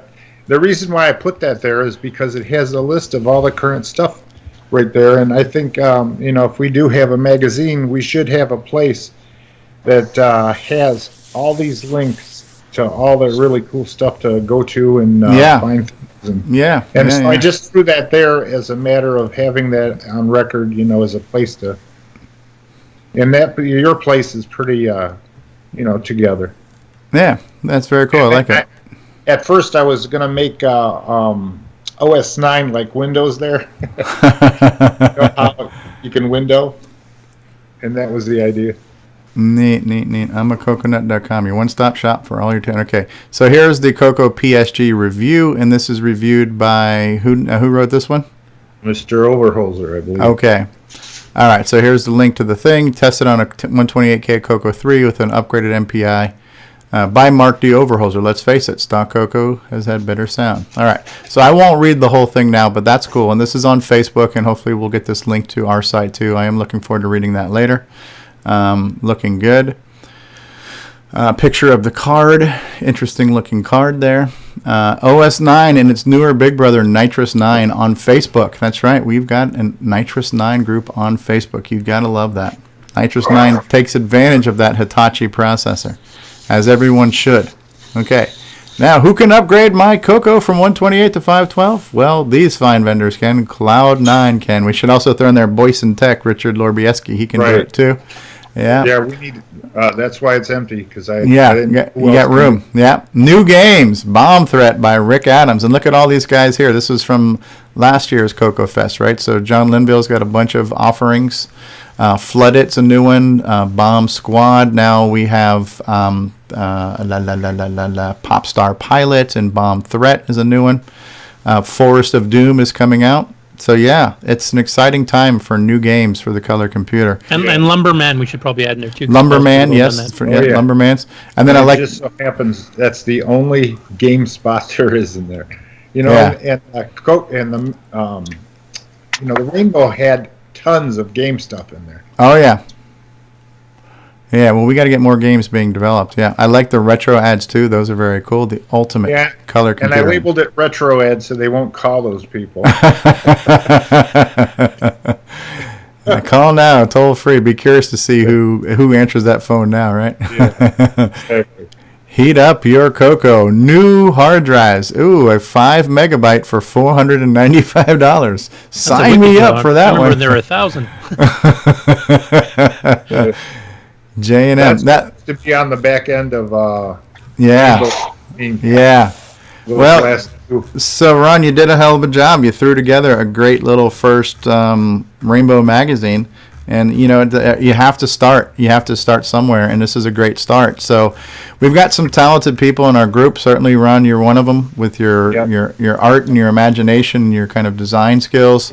I know Bruce Moore has got some ideas on some ways he might be able to get things published, because Bruce is working on a book for his Forest of Doom. Oh, somebody's mentioning in the chat, Tim Franklin. He says we need to have software listings like in the old Rainbow, right, where you can type in some programs. So that would be kind of cool. We'll get in. That was on my to-do list to get. Yeah, and I've got a bunch of stuff that I don't think many people have seen that I've created and typed in over the years, etc. So I'm going to just show you real quick with the online version that I threw together, which is not anywhere nearly as impressive as Ron's, but you gotta put your money where your mouth is and get something out there and then build it and then let it grow. So we started a little website here that's called therainbow.online, and again using some of Ron's artwork just to kind of get this thing up and running here. So the rainbow.online, we kind of showed off the cover saying, hey, this would be kind of a cool idea if we do this. And then because it's a WordPress site, this is not super perfect, but it could work. So we have the ability for you to register and then create an article. So we've already got a couple articles created. And so one of the first articles that was created by Barry Nelson, and it's called The Poor Man's CoCo. And here he's talking about what you can do with the CoCo, and he suggests that you could use like your smartphone as a cassette recorder and save things to tape and load, save things and record them as a WAV file and load them back. So this was kind of our first little article submission by Barry Nelson, and I definitely want to thank you for doing that, Barry, because until we start stepping up and actually doing something and walking the walk, we're going to continue to discuss and debate and dream about what there might be. So we have something started. Hopefully it'll grow into something kind of cool. Hopefully there could be some crossover between whatever the paper version is going to be versus the online version. So we've got rooms for articles. I've posted a list of links here. So we've got a link to where you can view on archive.org all of the original Rainbow magazines. And these are kind of cool because you can flip the pages. I've also linked to all the magazines you can get to from the Color Computer Archive, where you can download them in PDF. And there's many different versions. Some of them are text searchable and things like that. And then I've given you reference to I'm a Coconut, CoCoCrew.org, which is the CoCo Crew podcast, the CoCoTALK Live, and then Boise and Bill's book, which is the you can go to Amazon to get that book. So these are some great resources here listed under links.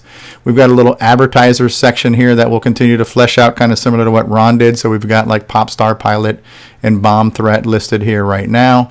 And then we've just got some credits right now that just basically say that the artwork's done by Ron Delvaux, and that and this was, I threw the website together, but Steve Batson is doing most of the heavy lifting right now of massaging pages and structure and stuff like that. So thank you, Steve, for taking over the wheel on this. And then thank you for Barry Nelson, and Mark Overholser also just contributed something as well. So if we get these little articles written, this can just be kind of a cool little thing where the community can all chime in and write a story or write a review or write a something, So it's not perfect, but it's very easy to use. Here we go, ease of use. And it could hopefully evolve into something a little bit bigger and be, an online magazine. Maybe not as perfect as a real magazine, but certainly consumable. And because it's WordPress and it's responsive, you can view it. I was watching it on my phone, so you can pull this thing up and view it on your phone in a tall mode or a wide mode, and it works. So we have a couple of starting versions of what could be the Rainbow. You've seen those. So now let's just talk about it, and let's wish in one hand, and let's see what do you guys think about this happening, and what do you think the odds of success are, and what do you think the best way this should be produced and distributed, things like that. Success is a relative term, so I regarding the column that I contributed, I had planned it as part of a series that was targeted at people who had just recently reacquired or gotten their Rainbow out of the closet, and they really are not in a position yet where they want to spend a lot of money, but they want to see, what they can do with this equipment, So, that was the first, article I was planning in a series of articles. I think my next one might talk about, how they can easily set up a drive wire cable and get drive wire running with nothing but a cable and, their cassette interface to load the DriveWire software in on the machine and get the machine up and start doing stuff with it with just a few wires and the machine that they pulled out, kind of like a CoCo on a budget series, right? Yeah, exactly. And I'll cool. probably mention some of the other options that they have that they can, if they want to spend a little bit of money, like the CoCo SDC and the CoCo Flash, and say, okay, and these are options if you have some money to spend on it and you've decided, hey, okay, now that I've gotten my feet wet, I want to go in and do some other stuff. And okay, well, here's some of the other things that you can do and what's available. Yeah. Okay. Richard says he has to go. Thanks for being here, Richard. Yeah, my thought on it is if you're going to have both, which it seems like that's the direction it's headed, that we should have some way of having. I guess my thought is that if the print version is just a reprint of what happened online, there may not be a lot of interest as far as having it in print. So maybe having some way of having certain things online, certain things held for the print version, maybe. Well, the print version is going to be the nicer of the two versions because with that type of publishing software, you've got a lot more control of what you can make pages look like and how much you fit on a page. With a website, you don't get that same level of visual control, at least with WordPress, and I'm not a custom web developer or anything else. So I think they're going to be two different things that are going to be overlapping and complementary to each other. I think like what we're doing right now is going to be things where people can just write a bunch of articles and submit things, and we'll create new pages and new sections and new content as this grows organically. But I don't think this is a replacement or a substitute for a real magazine.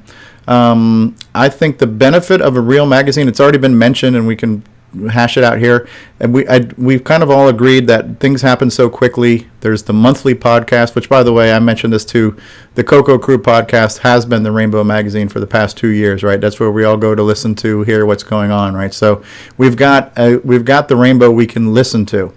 We've got the Tonight Show, which is the CoCo Crew podcast. We've got the David Letterman Show, which is us, and then we've got and then we're talking about a website, one of 100,000 other CoCo websites, and then a magazine.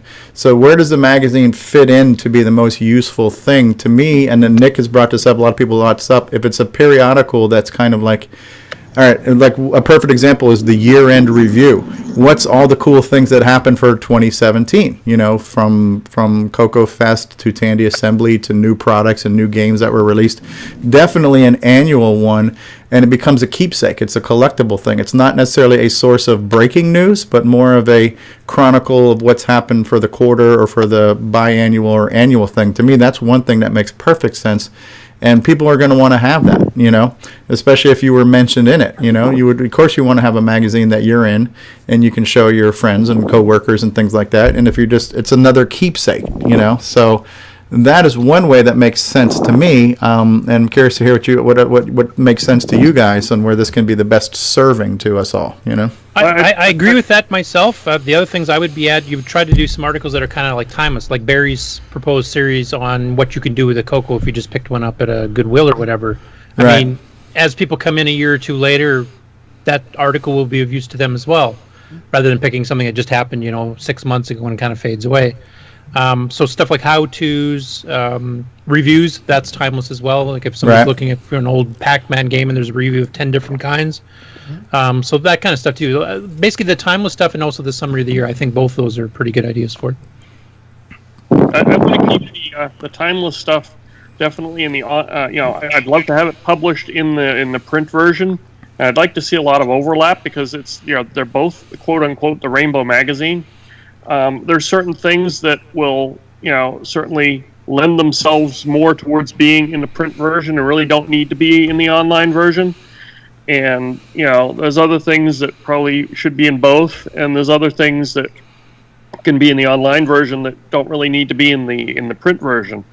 I would like to go through and as I said, this PDF, if Ron doesn't mind, go through the PDF and pull out some of the stuff that I think might be good to have in the online site, and put it in as an article. If that's okay with you, Ron?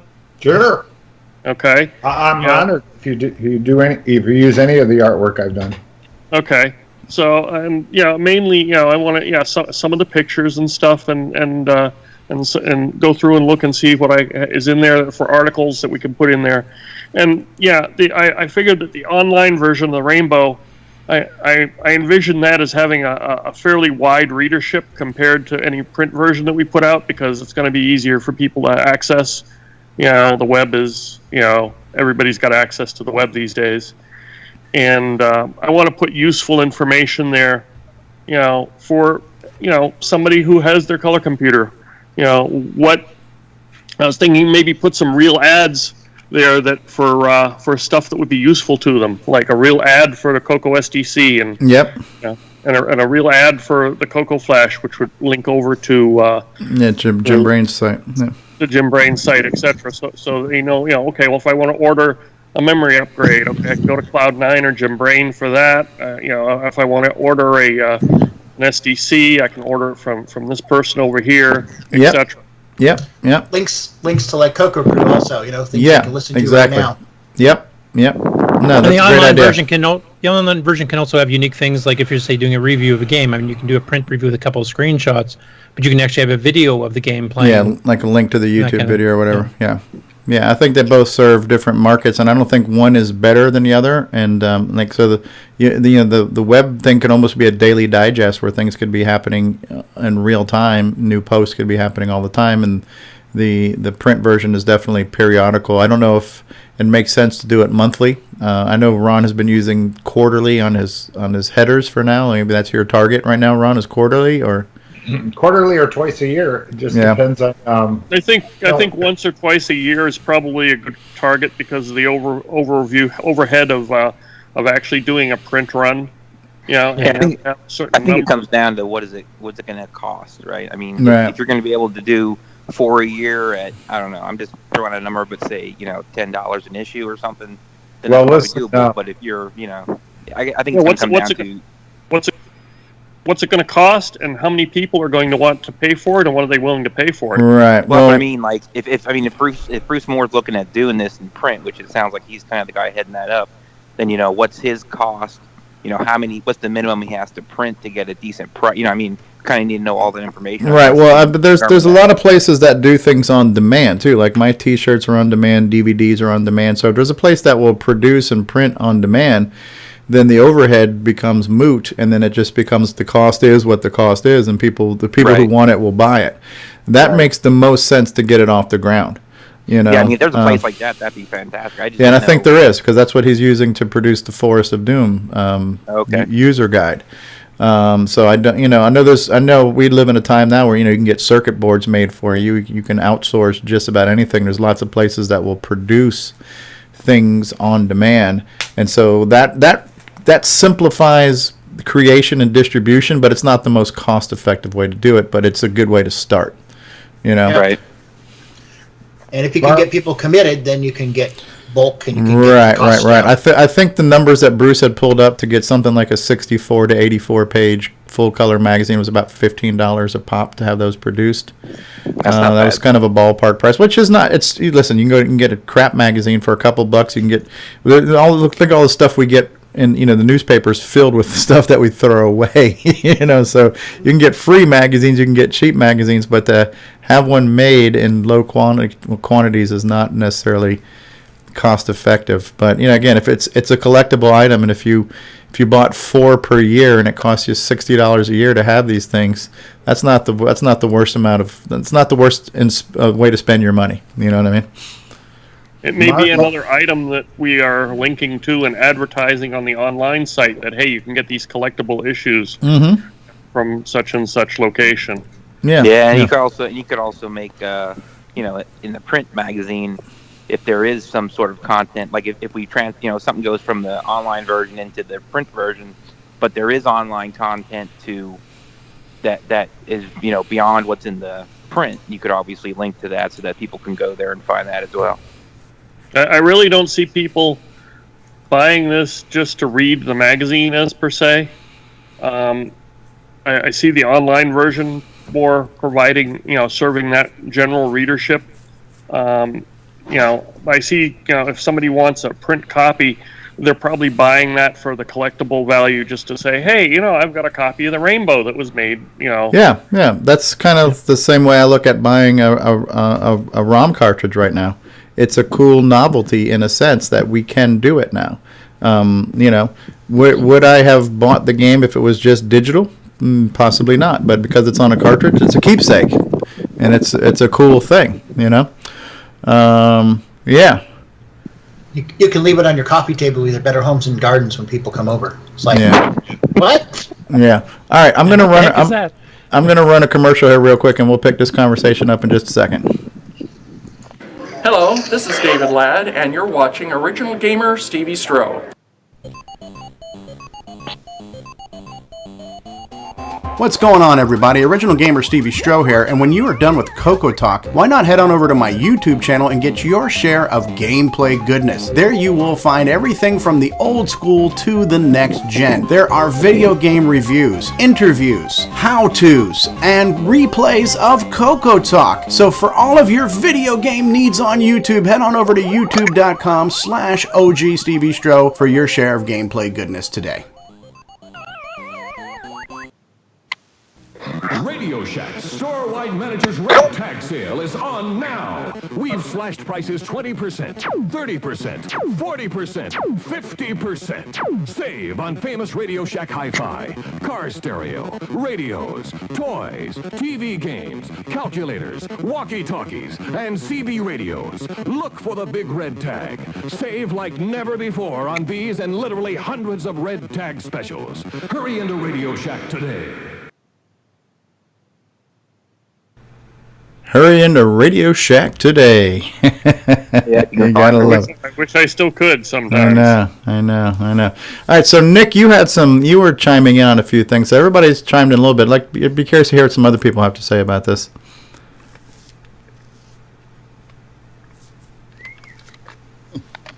Or anybody for that matter. Sure. Well, if no one else is speaking, I'd just like to deposit my wisdom here that I really think we should not underestimate the importance of momentum. We're talking about doing a yearly release or a quarterly release or whatever. And in my mind, if you do something once a year, you might get the first one out, but it'd be pretty unusual for somebody to be able to keep that enthusiasm going for a whole year with no feedback. No one buying any issues or whatever in between. I don't know. I think so, the online site hopefully will keep. Well, let them I don't really care about the online site, Barry. And if I could just continue talking about the print site, a year is a long time to go, and I just don't think that people would continue with momentum there. So I think you should shoot for a quarterly. A monthly would be great, but it's probably unrealistic. Without momentum, these projects don't carry forward. And so, just my 2 cents. Yeah. I certainly have no objection to a quarterly release of the print version. I just don't know if we're going to get enough volume to, on that level to make it practical. I think what you got to do is if you build it, they will come, and you make the magazine. You find a place that will produce it on demand, and just let the people buy it and take it from there. Instead of trying to project and guess, you just make it. What I'd like to say is, I'd like to see maybe the online thing go. I would contribute artwork to it, and is there a way to turn the online version into a magazine, or is that tough to do? Well, the easiest thing is just to copy and paste the text and lay it out. Well, no, hold on a second. I think if Ron or whoever decides to pick it up is producing a quality PDF, there is ways to view that online pretty easily and make it available for download. And if it's already produced, then when the comes time to make a print copy, then it could be made from that. So, that's how a lot of printers do it, is you submit them a PDF. Right. I think... I was suggesting that earlier. A lot of people stepping on each other's toes. What was that you just said, Wayne? I said I was suggesting that earlier, referring to making a PDF and letting people print it out as they want to. Saves on printing costs. Mark Overholser talked to the Apple guys because they have a publication currently that's been going for quite a while. And I think they use Sir Speedy or something like that. And if he was here, he could probably chip in on that. Yeah, Mark's here. I'm here. Yeah, I contacted the editor of Juice.gs, which is an Apple quarterly. Actually, John mentioned it 6 months ago or some point, about doing a print publication. Yeah, and so I asked Ken his name's Ken Gagney, some very specific questions about how he goes about getting it published and what his costs are. So I sent everybody here on the call, I think, an email with that. But they have, it looks like, about 100 they put out every quarter, and they use Sir Speedy, and it looks like their costs about $2 per issue. That's quite reasonable. Yeah, but we're talking close to 100 of them at one shot, and people are paying up front. It's for the United States, it's a $19 a year commitment. That's nothing. It's 20 pages. It's basically 5 sheets of paper, 11 by 14, which I don't know what the ANSI size is. Double A4 basically. Color only front and back. Rest of it's black and white. So not very much at all over the big scheme of things. Yeah, I think we can do better than that, though. I'd like the whole thing to be color, not just black and white on the inside. So if it costs a little bit more, to me, I can't imagine the rainbow not being color. I miss the days of it being a black and white one page thing. I read the rainbow in its heyday when it was a real magazine, and even if it's a thin one, we should shoot for a traditional magazine glossy, type format. Well, here's the other thing to consider down the road. We're going to have more people become CoCo users. And with hardware, because it's probably going to start getting really rare.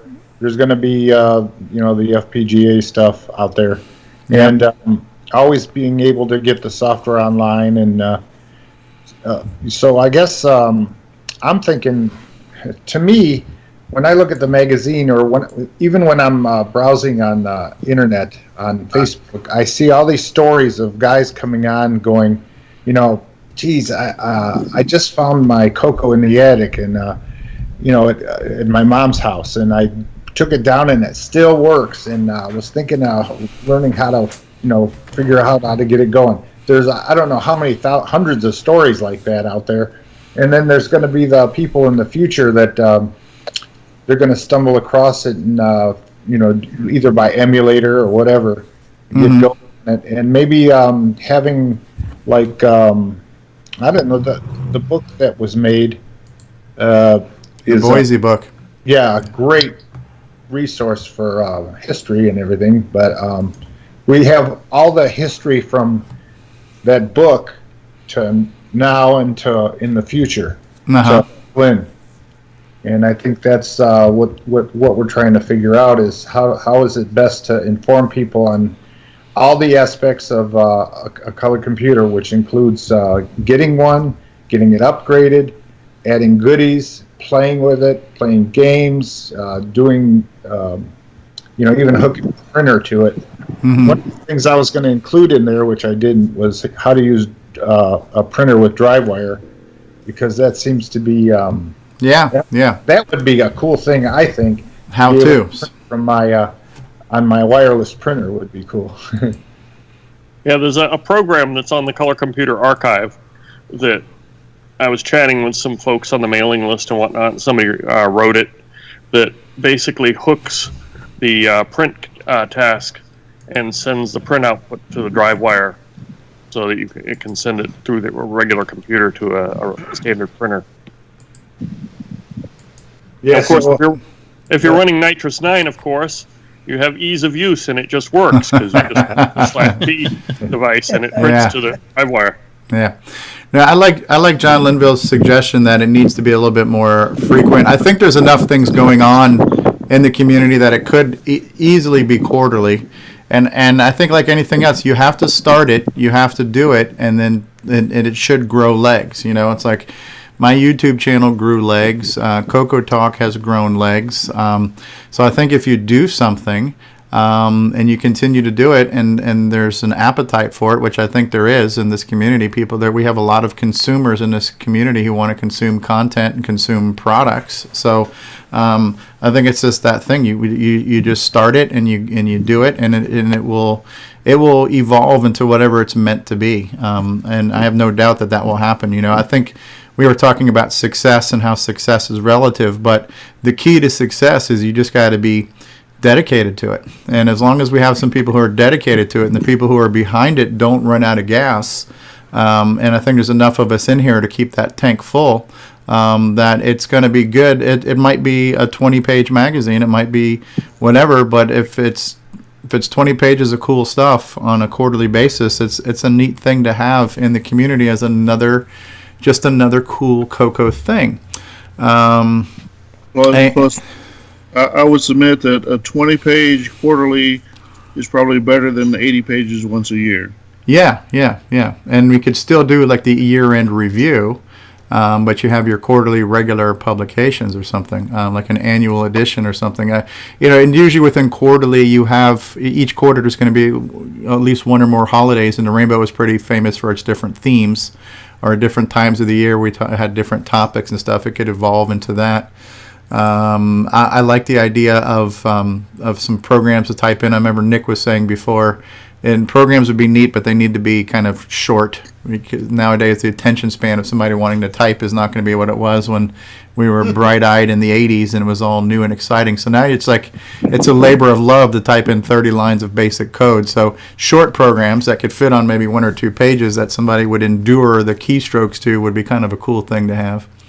You could also use. I don't know, if I post it on the online site, they can always get lazy, copy and paste it.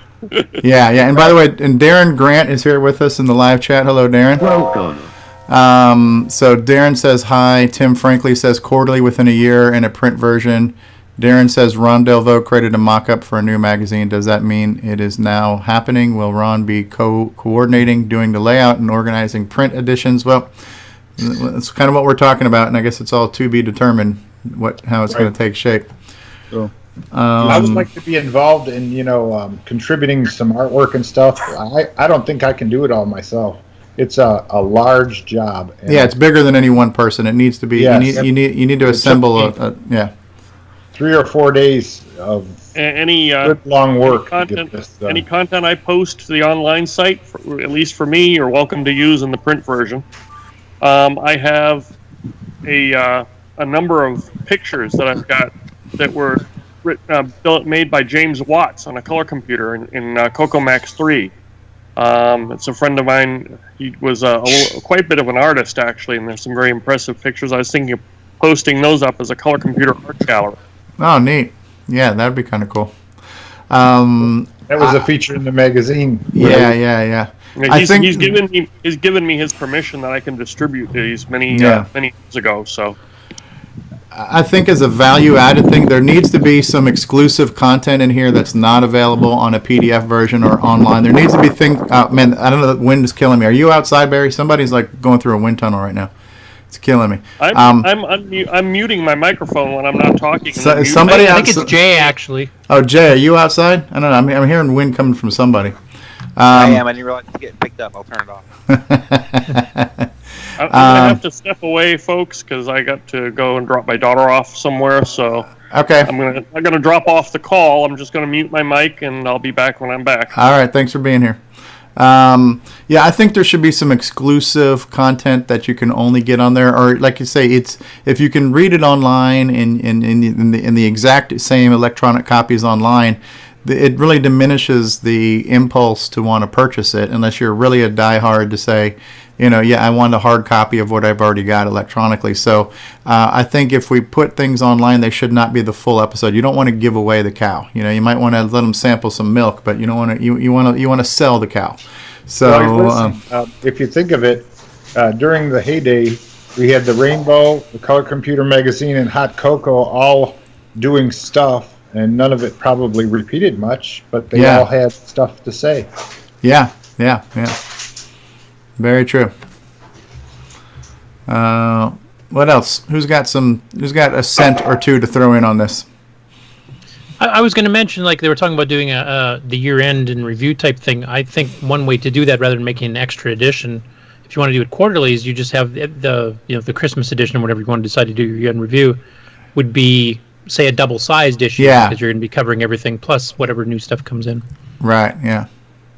You don't have to fix it to a 20-page format. You can do 20, 20, 20, 40. Yeah. Hey, did you see my Christmas cover on Ron's Garage? No, is that on your Facebook page? It says it's a Radio Shack Christmas. We are back. I think I did see that. I'm going to pull it up though. It's about halfway down. All right, we'll get to it. On the subject of type-in programs, I got to say I have to agree with Jason Scott of Internet Archive, who was talking about someone that had told him they wanted to have the experience of doing top-end programs from a magazine. And he said this was the kind of experience that required a safe word. And I have to agree. So I hope if you're going to put in, type-in programs, that you'll take pity on some people with an equivalent of a rainbow on disk or a rainbow on web for the programs, so that people can at least download them. Yeah, right. A downloadable disc. Yeah, it can be a link to the electronic version of it. Yeah, here it is. The old rainbow on tape, rainbow on disc was. Yeah, I like this one. Radio Shack Christmas, we are back. Yeah, I like that. Looks good, Ron. Good. Yep. Ron is a very talented guy. With a very big garage. I would like to add that, and somebody said this on the Facebook, that I would get rid of the registered trademark symbol, because that's not legal to have on there unless you have one. Right. And I think that might be inviting problems, and a few other things. In the mock, I know that's just a mock-up, but like the CoCoCat, that was in some of the rainbows, and those issues are copyrighted, and I think copyrights last 80 years or something, some ridiculous amount of time. Was that? Thank Disney. Copyright used to last 50 years. Yeah, I think it's 95 now, or 50 plus the death of the author or something. Yeah, something like that. So that's why I'm saying, when it goes official, this stuff's being released, then I think the registered trademark needs to come off and avoid duplicating stuff that's in those article or those rainbow magazines that are still out there and copyrighted. Yeah, I know Barry had done some research onto the trademark stuff, and I guess the trademarks expired in 2004; they weren't renewed. But the copyright on the issues, I mean, every single year Rainbow is still copyrighted. The copyright is still active. Yeah, I did some searching too, and I saw the same thing. The trademark, there's nothing there, so I think we're safe there. But the magazines all have copyrights. So I searched on the Copyright Office, and a bunch of Rainbow magazine issues popped up. Right, and that's kind of why. Go ahead, Mike. I got a question for you guys.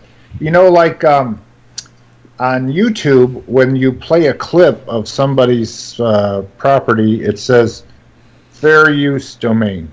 They're able to use it because they're explaining or doing some kind of teaching with it. Does that have anything to do with content in paper? I think, I don't know, I think in this case, this is just my opinion, I'm not an attorney, so I don't know, but I think the fact that there's going to be a magazine that's going to cost some money, and there may not be any profit in it, but I think somebody could say, well, you guys are charging for this, and chances are nobody's going to do that. I mean, unless the Falk family is going to go after it, which it doesn't seem like they've been on the scene at all. But just trying when Ronnie died, his wife was approached about somebody else taking over the magazine and continuing it, and she said no, but she wasn't planning on doing anything else with it either. So I think she just wanted to let it, die with Ronnie, as it were. Right. And I don't know if her attitude toward it has changed any, but I don't think it's going to be a big issue, other than when it comes to the copyrighted stuff, I wouldn't use anything that would fall under the copyright just because it still is. You can always change names a little bit if you need to. On the trademark, yes, get rid of the R in the circle because that's registered. But if you still want to use Rainbow as a trademark, all you have to do is put that little TM next to it. That's perfectly legal, as long as somebody else isn't claiming a trademark.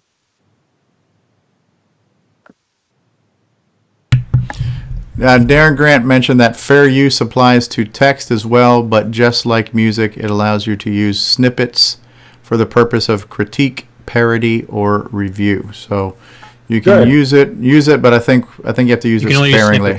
Use snippets of it. Yeah. You can't review a movie and play the whole movie, for example. Titles. Cool.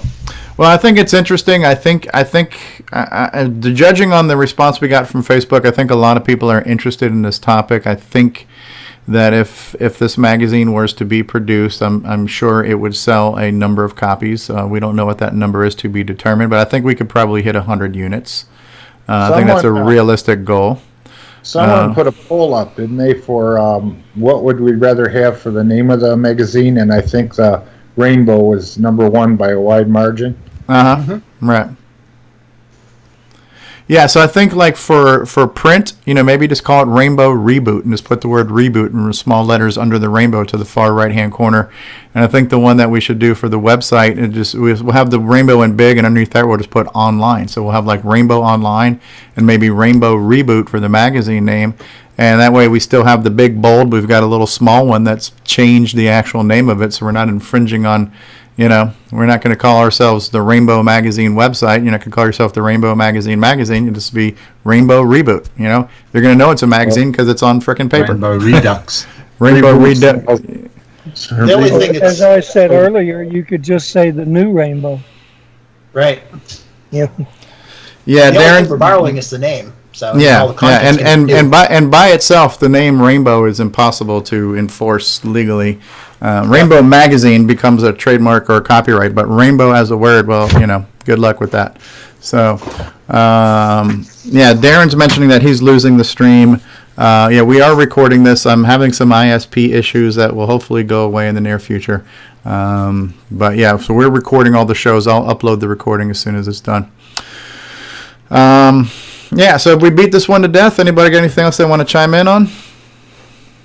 Well, I want to know if I should continue to take some data from some of you people out there and put it into a form that we can add to the end of what I've done, or should I just do the stuff and then hand it off to Barry to put up on the No, I think whatever you're doing, you should continue to do. And you and I need to have an offline conversation because I can get you access to some better software for publications, give you some better tools for doing that stuff.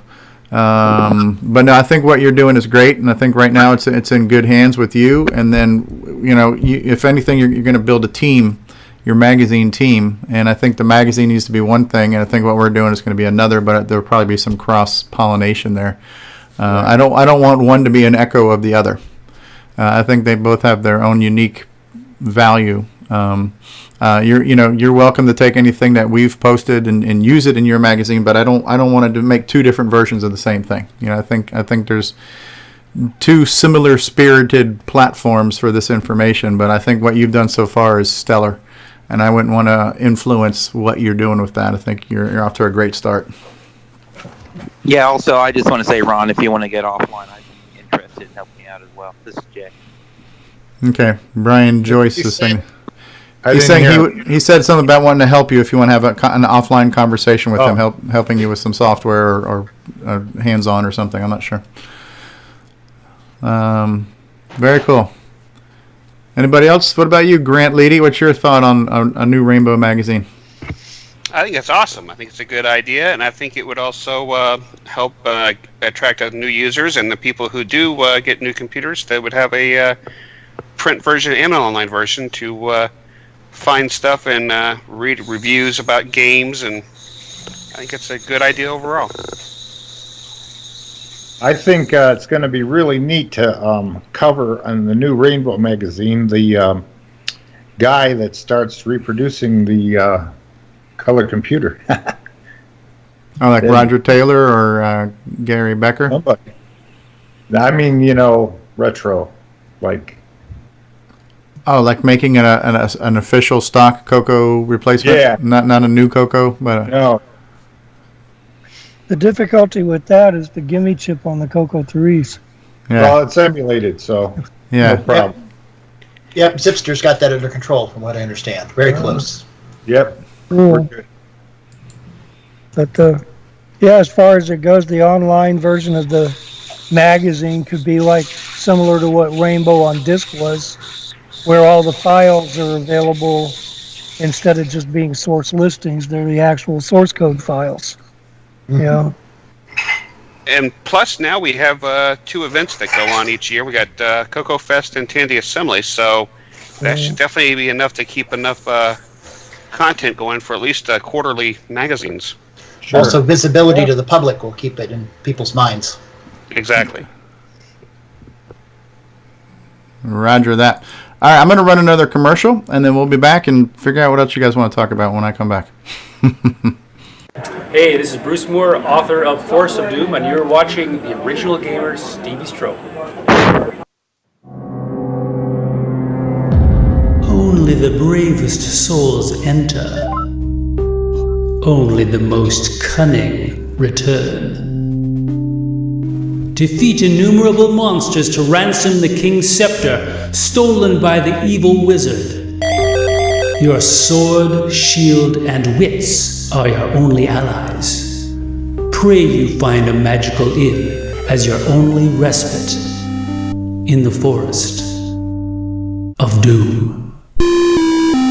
For the tiny color computer 1, 2, and 3. November 2017, if you dare.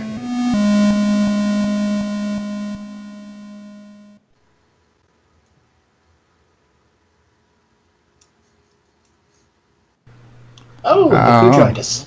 What do you think Look about who showed that? up. Just in time for the world premiere of the latest video teaser trailer of Forest of Doom. You couldn't have timed that better if you planned on it, Bruce. Yeah, well, that was quite a surprise to log in and see that running. Yes, very good. Thank you. Thank you so much. Yeah. So it's November 30th, huh?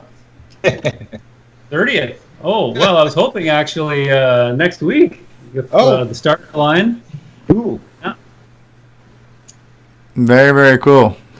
So there we go. Here's somebody that would have to appear in a Rainbow magazine as a guy making a new old game for the color computer. We've been talking about a Rainbow magazine, and Forest of Doom should be in it, right, under new software available for the color computer. So then a full-page ad for the game, and maybe a review or interview telling the story. You can milk a couple of Rainbow pages out of the Forest of Doom story and review and advert. I wouldn't mind seeing a scratch and sniff in there. That was pretty unique to Rainbow. Oh, God. Bad, Ron. Bad. Yeah, so the live streaming has been more miss than hit again today. James Ross just mentioned that it went off again, and it completely went off. So, I really need to nail this down. I don't know if it's my software. I'm pretty sure I know it's not my network, and I don't know what it is. It's just very frustrating. I've lost 2 days of billable time dealing with my ISP, troubleshooting everything on my house this week, trying to deal with this. So it's frustrating. The funny thing is that Skype is working fine, but my ability to stream and stream alone has been an issue. And it's a frustrating issue. Last week we thought it was primarily due to some internet outages in different parts of the country. But I'm still having that issue, and I don't have a solution to it yet. So it's a work in progress. So what we have been doing for those out there watching live is I'm recording the show, and then later on today I will upload the entire episode in its entirety without any hiccups or loss, no packet loss in the stream there. So Yeah, so we've been talking about a Rainbow magazine. We're talking about new software, so Forest of Doom is one of those things. So hopefully next week we might be able to do a world debut premiere of the actual game. So that'd be kind of cool. Can you play the game in the dark?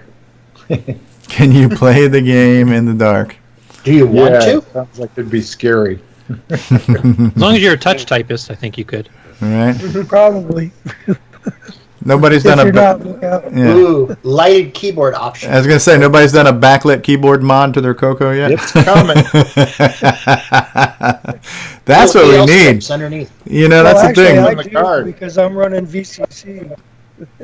VCC on a backlit PC or whatever, right? So, yeah. Yeah. That's what I got on my laptop. Very, very cool. All right, so have we beat the rainbow topic to death for now? Yeah, I just got here. What was the conclusion? We decided it's a bad idea. It's going to tear the community apart, so we're not going to do it. So. Okay. Fair enough. It's bad. Anything new is bad. We need The contributors. first issue will be out next month. But the thing is it's not. It's the Rainbow magazine isn't necessarily new. It's something that used to be. So it's the reboot. So there you have it. Contribute. We think the general consensus is quarterly. Oh, so now that you're here, Bruce, why don't you share with us some of your experiences with dealing with a print service provider? Oh, yeah. Lulu.com, I've done a couple of things. One being actually the Forest of Doom is one of them. Uh-huh. It's actually really easy. Just using I think a Word template. They give you a template, you fit it in there. You select, the page size you want, whether you want color or not, and they tell you, well, you'll need a minimum number of pages if you're going to bind it like this, and then up to whatever, and then they give you this is what will be priced per book, and but you can also sell there's a PDF. You can release a PDF version and a print version. You can do it both ways. They're not ebooks, like not EPUB. It's not that sort of thing, but the print book, So the Forest of Doom is a 6x9 and color cover, and I did black and white on the inside just to keep the costs really low. But you can do a full-sized, 8.5 by whatever magazine size, full color inside. I think that costs around $15 a copy to put out, and that's a minimum of 68 pages there. Wow. For that. So now, would that be an actual book, or like a soft cover book, or would it be a magazine? Well, see, that's the thing. That kind of is there a blurry line there? Like, when is it? Because you can do a hardcover. Yeah. So hardcover's book. So if it's a soft cover, is it a book or is it a magazine? I guess a magazine's glossy paper. It's thin, like newsprinty, glossy stuff, and if it's a thicker stock, is it more like a book? I mean, I guess whatever. It's.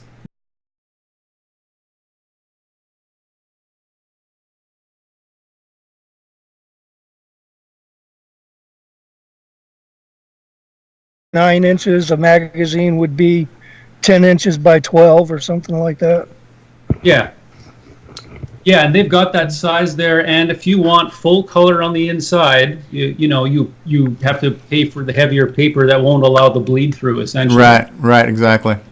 But you can get a sort of a semi-color inside, which is more, I think, like the original Rainbow was for the most part. Okay. Although they would have the occasional full color page ads, I suppose, but so I mean the options are all there. Now, do they do on demand? Like, you don't have to purchase quantity of this, right? That's right. You get it all set up, and then you'll see when we release Forest of Doom, there'll be a link here. You go here, you make your payment, they pay your shipping, and here it comes. Yeah, that's kind of like what I'm doing with DVDs right now. I've uploaded them all the digital content, and somebody else produces it and ships it. Yeah, so that's right. Yeah, so if it's on demand, then it's taken everything. It's taken all of the investment part of it, other than just the investment of your time to produce the content. Once we upload the content, They will produce it, ship it, and whatever the cost is, it is what it is. And if it's $15 a piece and it's quarterly for up to a 60-page full color, that's not bad. That's really not bad. That's what I thought. You know, content. Yeah, you got to have the content then, right? You got enough.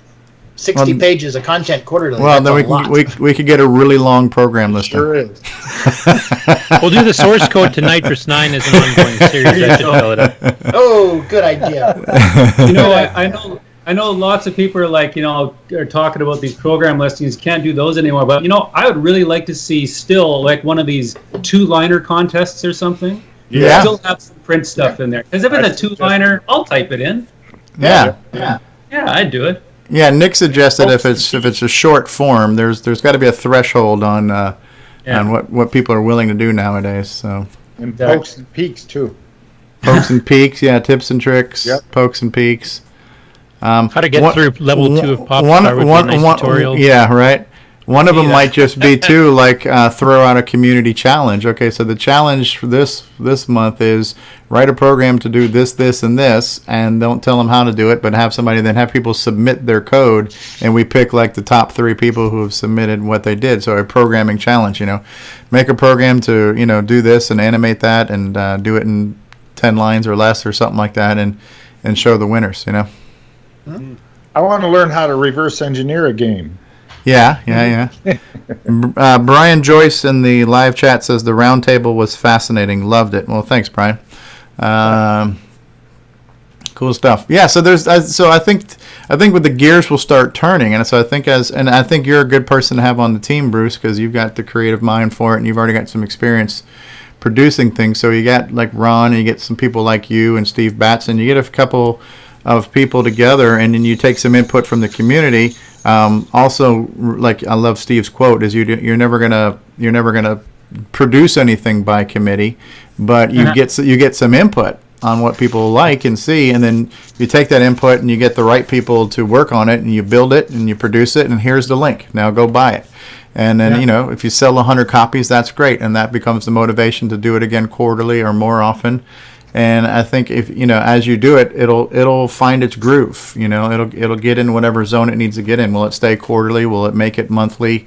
I think quarterly is a good starting goal. And then take it from there and see what happens. Yeah. What you do is produce a magazine and then have a anniversary issue for the next. Yes, that's exactly what I was going to say. That's exactly. You take the good content that bubbles up through the quarterly, and then you pull it together and have an editorial piece or two, kind of the year in review. Like like Stevie, it would be great to have something from you. The year in review of CoCoTALK. Sure. And, same thing with the CoCo crew. Kind of, what are the things that stood out over this past year in CoCo land? Mm-hmm. And that would be a kind of a neat summary. And then here's a couple of the top bits that were published. You publish that in something really nice and glossy, and something you can get your boots onto. I think it'd be something I'd like to collect. Could we raffle off David Ladd? We're gonna have a contest. Win David Ladd for a weekend or something like that. If you think shipping on the magazine is going to be expensive, expensive it's going to be to ship. What about find a date for David Ladd or something like that? Steve, no. I've been happy being single all my life at this point. So no. You should meet my friend Dave. My friend David. He's really smart. He's got a great personality. Shiny. Are you talking about having a personal section in the computer? Yeah, a personal section. Yeah, we need a personal section in there. Oh God. A little Craigslist section, Oh, and off the rails we go. Here's another idea. What if we've got the online version of the magazine and we've got the magazine itself? Why don't we make the online one, the web page based one, the main online magazine that could come out every 2 months even, and then you have a either an annual or a biannual what do you call it before? Issue of the printed magazine, which basically takes the best articles on the online one and prints them out in glossy paper. Yeah. Right. I think that's good. Because the online one is easier to create. It doesn't cost as much to do, but then you just allocate the best articles from gathered in that, right, and then release 1 or 2 magazines, just selecting the better issues, better articles rather. I think those things will sort themselves out in time, but I did like John Linville's momentum suggestion that it needs to be at least quarterly, because if it's not happening enough, it's not going to sustain a market or a consumer base. The print thing, printed magazine. Yeah, the printed. Yeah. Well, that's why I thought having the online version every 2 months or 3 months or whatever, so that is being sustained, and then you have 1 or 2 main printed ones. Yeah. So it's less work, and then you can have a nice color magazine, 1 or 2 a year. We only have Rainbow Fest, Candy CoCo Assembly Fest once a year, and Candy Assembly once a year, and how is that interest maintained? It's almost the same as maybe the magazine would be. Yeah. In between. Go ahead. No, you go ahead, Curtis. I was just going to say the one worry of doing where it's basically repeats of the best articles, though, is that you might hit a bit of resistance where people say, well, I've already gotten all this for free. Why would I pay for it now? Unless you're into collecting, period. So you have to have something unique in the magazine version that's not in the online version to pull people in. Maybe we could do a record. Remember when they used to do that? That you can baby steps. Right now, we're gonna find a magazine producing facility. Now that you can throw vinyl into the mix, it's feature creep. Do we have a goal of when we want the first issue to be printed, roughly? Well, I would like to see the something printed for the next CoCo Fest. That just makes sense. Then you can promote it with it. Yeah. Yeah. Good idea. That gives you plenty of time. Long. Yeah. And just so you know, I'm going to have to wrap this whole live thing up pretty soon because I do have family commitments this afternoon. I'm just my 2 cents. I would like the magazine to be its own thing and not an exact echo of a website. I think they're similar and there can be some overlap, but I like what Ron did. Ron went to town and Ron did the magazine that he created, those 20 pages, and everything that's in there is completely unique content on its own. And I would like there to be just different teams. I think there should be a magazine team that focuses on the magazine, and then the website team becomes a community thing that anybody can throw stuff at. But I think the magazine needs to be somewhat unique and somewhat exclusive in the content and the format of what's there, or there's just no appeal to it. So it needs to be its own thing worth buying, and I think it is. And I think you have that team work on the magazine, and it comes out quarterly. That's a good starting goal, and you count me down for a subscription.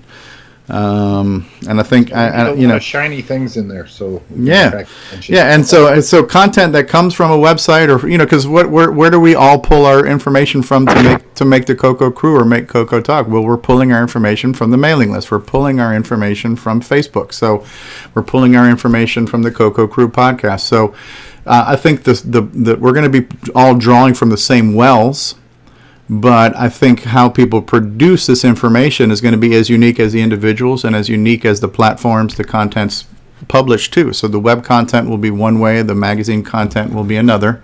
And I don't like the idea of them being just 2 different versions of the same thing, because there's no appeal in that for me. I wouldn't want to buy something that I could read online. I want to buy something. I think people would just buy it once to see what it looks like, and then they would it needs to have appeal, and that appeal is the somewhat exclusive, or at least I don't know if you can call it exclusive, because we're literally talking about the same crap that we pretty much already know about, but just the uniqueness of it. You know what I mean? So. I think it's possible to come up with some unique content for a print version. Yes, yeah. As well as referencing, some other stuff. Like, just even some interviews with some long form interviews with some personalities or something. Right. David Ladd's 20-page floppy disk article. That can definitely fill in the that's only part 1. David, we're short 20 pages. What have you got for us? We got to fill this in. We can't print it. Yeah. In the beginning, there was the 1773. No, it was the 1793. Sorry. Yeah, we have to have a section for corrections, apparently. So. Yeah. Yeah. All right. And apologies. Okay. So have we beat this one to death? Well, we brought the bat out, so. Yeah, I think it's good to talk about. I think we've got a good team right now. We got Ron Delvaux got this thing started. I'm sure there's going to be a handful of people that would like to join forces with Ron to help him massage the we'll call it the published version of the Rainbow, and then we can have a similar team or some overlapping members on the online version of the Rainbow. I think they both serve a good purpose and serve a certain market. And I like having a deadline for CoCo Fest so that there's something to show people that don't catch this kind of stuff here. Yeah. I agree. Very cool. All right, so let's spend like maybe 5 minutes winding down. Has anybody got anything else they want to talk about or plant a seed for next week's show or anything else like that, or anything else worthy of mentioning that's happened this week in the community? The big playthrough of Forest of Doom is the one I'm looking forward to. Okay. I wish we could track all the new people that come along and what it is they're interested in, the younger generation of people, or if there is any. Seems like most of the people on here are way over 30. Yeah, thanks for rubbing that in. Yeah. Yeah, thanks. Not all of us consider ourselves over the hill yet. Well, my son is 33 or so, and I sent him an emulator and the Pac-Man game, which he would enjoy, and he's working, and he didn't have time to really do anything with it yet. But when he did do anything with it, he goes, Dad, I got it going and everything, but I couldn't remember the commands. LOADM and... Oh, yeah. Yeah. I mean, are millennials getting involved in retro computing in other communities? I would imagine to a degree. I mean, I teach... daughters just do actual coding for it, so... Yeah. Yeah, I mean, we don't have many ladies in it either. Oh. Yeah. I'm teaching Jacob to code, so I'm doing my... I think a lot of people are familiar with running emulators even on their smartphones. So people who are running emulators to play like Game Boy Advance games and things like that, they're familiar with that concept. So I think there are younger people who are running emulators and running older games. It's not a foreign concept to get them to grasp. There's just now a slight learning curve of, okay, well, now you have to mount a disk image, you got to type in dir, you got to load, you got to execute, And if there's a way to simplify some of that would make it even that much easier, Well, my son is 33, the younger one, and he grew up banging on the keyboard, when he was 2, and then he started playing it, and so there's a little nostalgia for him, but it seems like his nostalgia is more like a Nintendo than a color computer. Yeah, exactly. That's what I was going to say. Everybody kind of, when it comes to retro, I think, because I have some younger brothers, and they all, everybody kind of gravitates to what they had when they were younger. So I think to get somebody like my son, for instance, to get into the CoCo, they just don't, it's just not there because they did, it's not a nostalgic or a thing of interest for them. So I think getting younger people in is harder only because they're just not, it's not something that they may want to go and, jump into because they just don't have the experience with it. Maybe what I'll do is ask my son if he could maybe just kind of put into words in a little text file what his memory of it is and how he feels about it in regard to what's out there. And he plays on his machine. He plays these World War II games and stuff where he's out killing people, and it looks freaking modern and new, and there's music, and he turns the music up, and he's killing his friend that lives in New York, So it's a whole nother level now, yeah. Not into pixelation. John Linville, you still with us?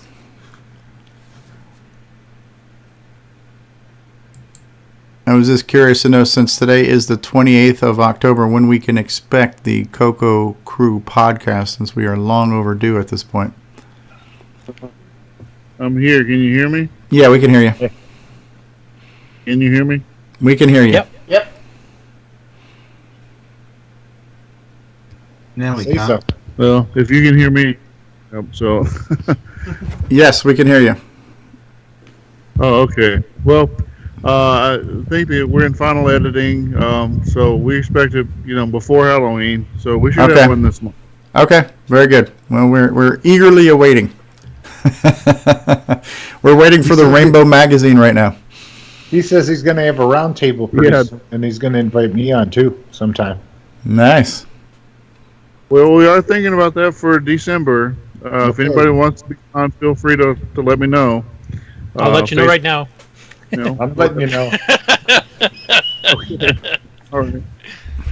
I'll show up. See if you can book David Ladd if his price hasn't gone up too much by then. I think they're still paying the royalties from last time. I don't know if John would want me again. Well, we're still paying off the Vegas suite, but at least the girl says she's not going to sue now. So.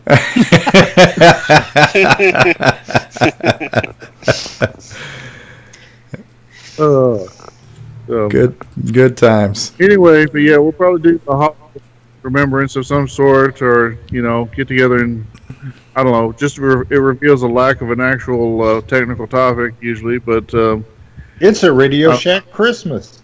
We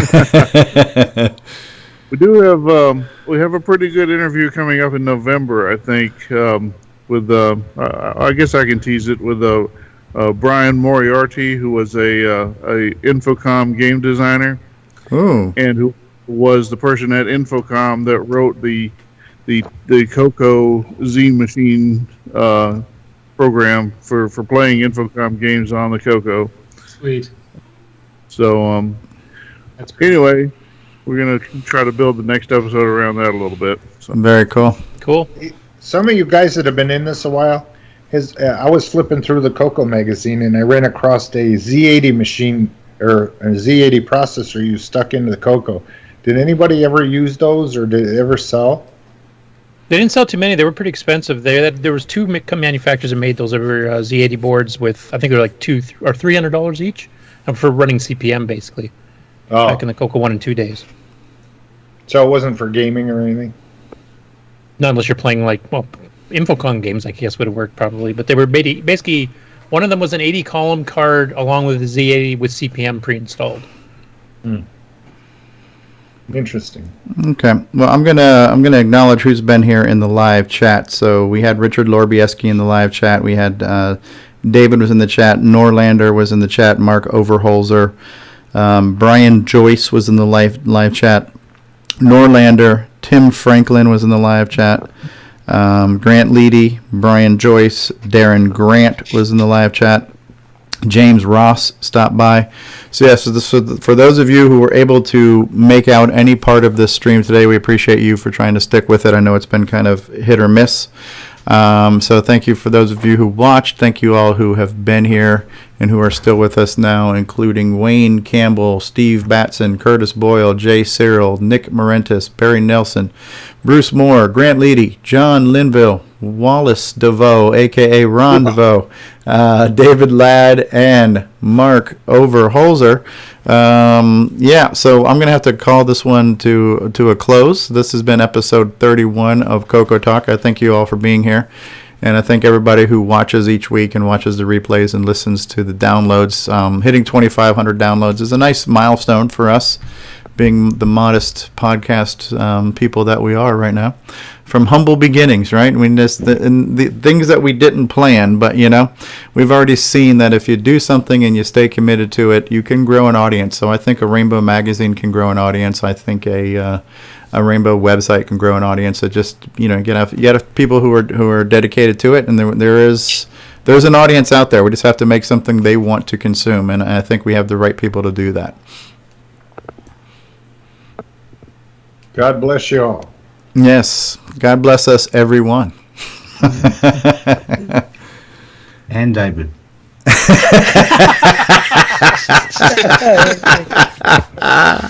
I'm never going to not be picked on, am I? Don't worry, David. The day will come when you will be able to get back. David, Oh, I already told Steve. Wait for CoCo you said that this year too, you pansy. So, hey, David, there's none of that kind of talk in the magazine. Yeah, David's gonna put a Trojan horse in this Nitros 9 build, and he's gonna screw us all. All right, guys, episode 31 of CoCoTALK is coming to a close. We have beat this one to death. It is barely recognizable at this point. We're going to have to hope there's dental records on this episode because we can't recognize it anymore. It's been beat so hard. So, on that note, thank you all, and long live the CoCo. May the Rainbow Magazine live again. May that flag fly high. Matter of fact, David, you have a rainbow flag flying outside your house, don't you?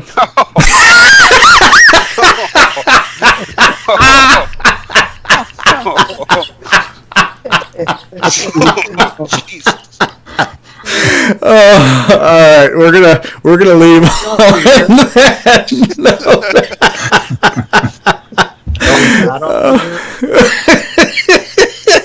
What kind of a show is this, anyway? I'm so going to hurt you.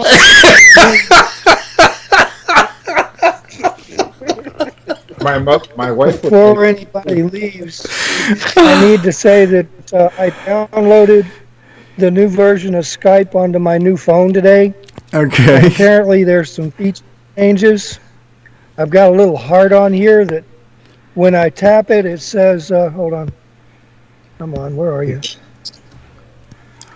Now it's not going to show up. Anyway, it says that about 8 or 9 of you guys have older versions of Skype, and you're not going to be able to see whatever it is I'm able to do with this little heart. I see it. Oh, like some type of new emoji feature or something like that? Yeah. I don't even know. Yeah, so apparently, I don't know what it all is. I haven't figured it out yet. Okay. But just thought you guys might like to know so you could up to the latest version. Mine says it's the latest version. Okay. So did mine. Yeah, there might be some discrepancies in the mobile version. Steve, did you change anything on the way you do the streaming? No, I haven't changed anything. But the internet gods are not happy with me. On my laptop and on my other phone, when I was in the Skype chat, I was able to see everything that you put on the screen the same way I'd see it in YouTube. This new version, all I'm seeing is your insert coin logo, and if I move that up to the top to go with the other little circles with people's pictures in them up there, it defaults back to Mark Overholser. Yeah, I can't tell you how to manage Windows on the mobile version. I don't use the mobile version for that. This isn't Windows. This is the Android. Oh, that's what I'm saying. That's a mobile version of Skype. I have no idea how that works in the multi-party call and how effectively it can manage that. You know what I mean? If you want to see everything, the best way to do it's on the desktop version for seeing.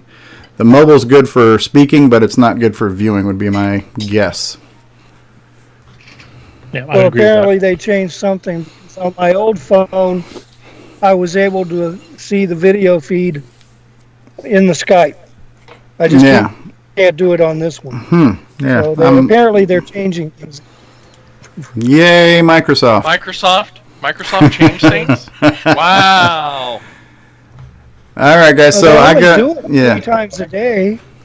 I'm gonna have to run for now. I don't know if anybody's will be available later on for a CoCoTALK after dark. Ooh, so. Oh, I got your Depending on what time you start it. Yeah, it'll be much later because twirly things. Yeah, I've got a Halloween party to go to with Megan later on, so I probably won't be back till like 9 o'clock or something like that. Let me say thank you guys for checking it out. Okay, well. Oh yeah. And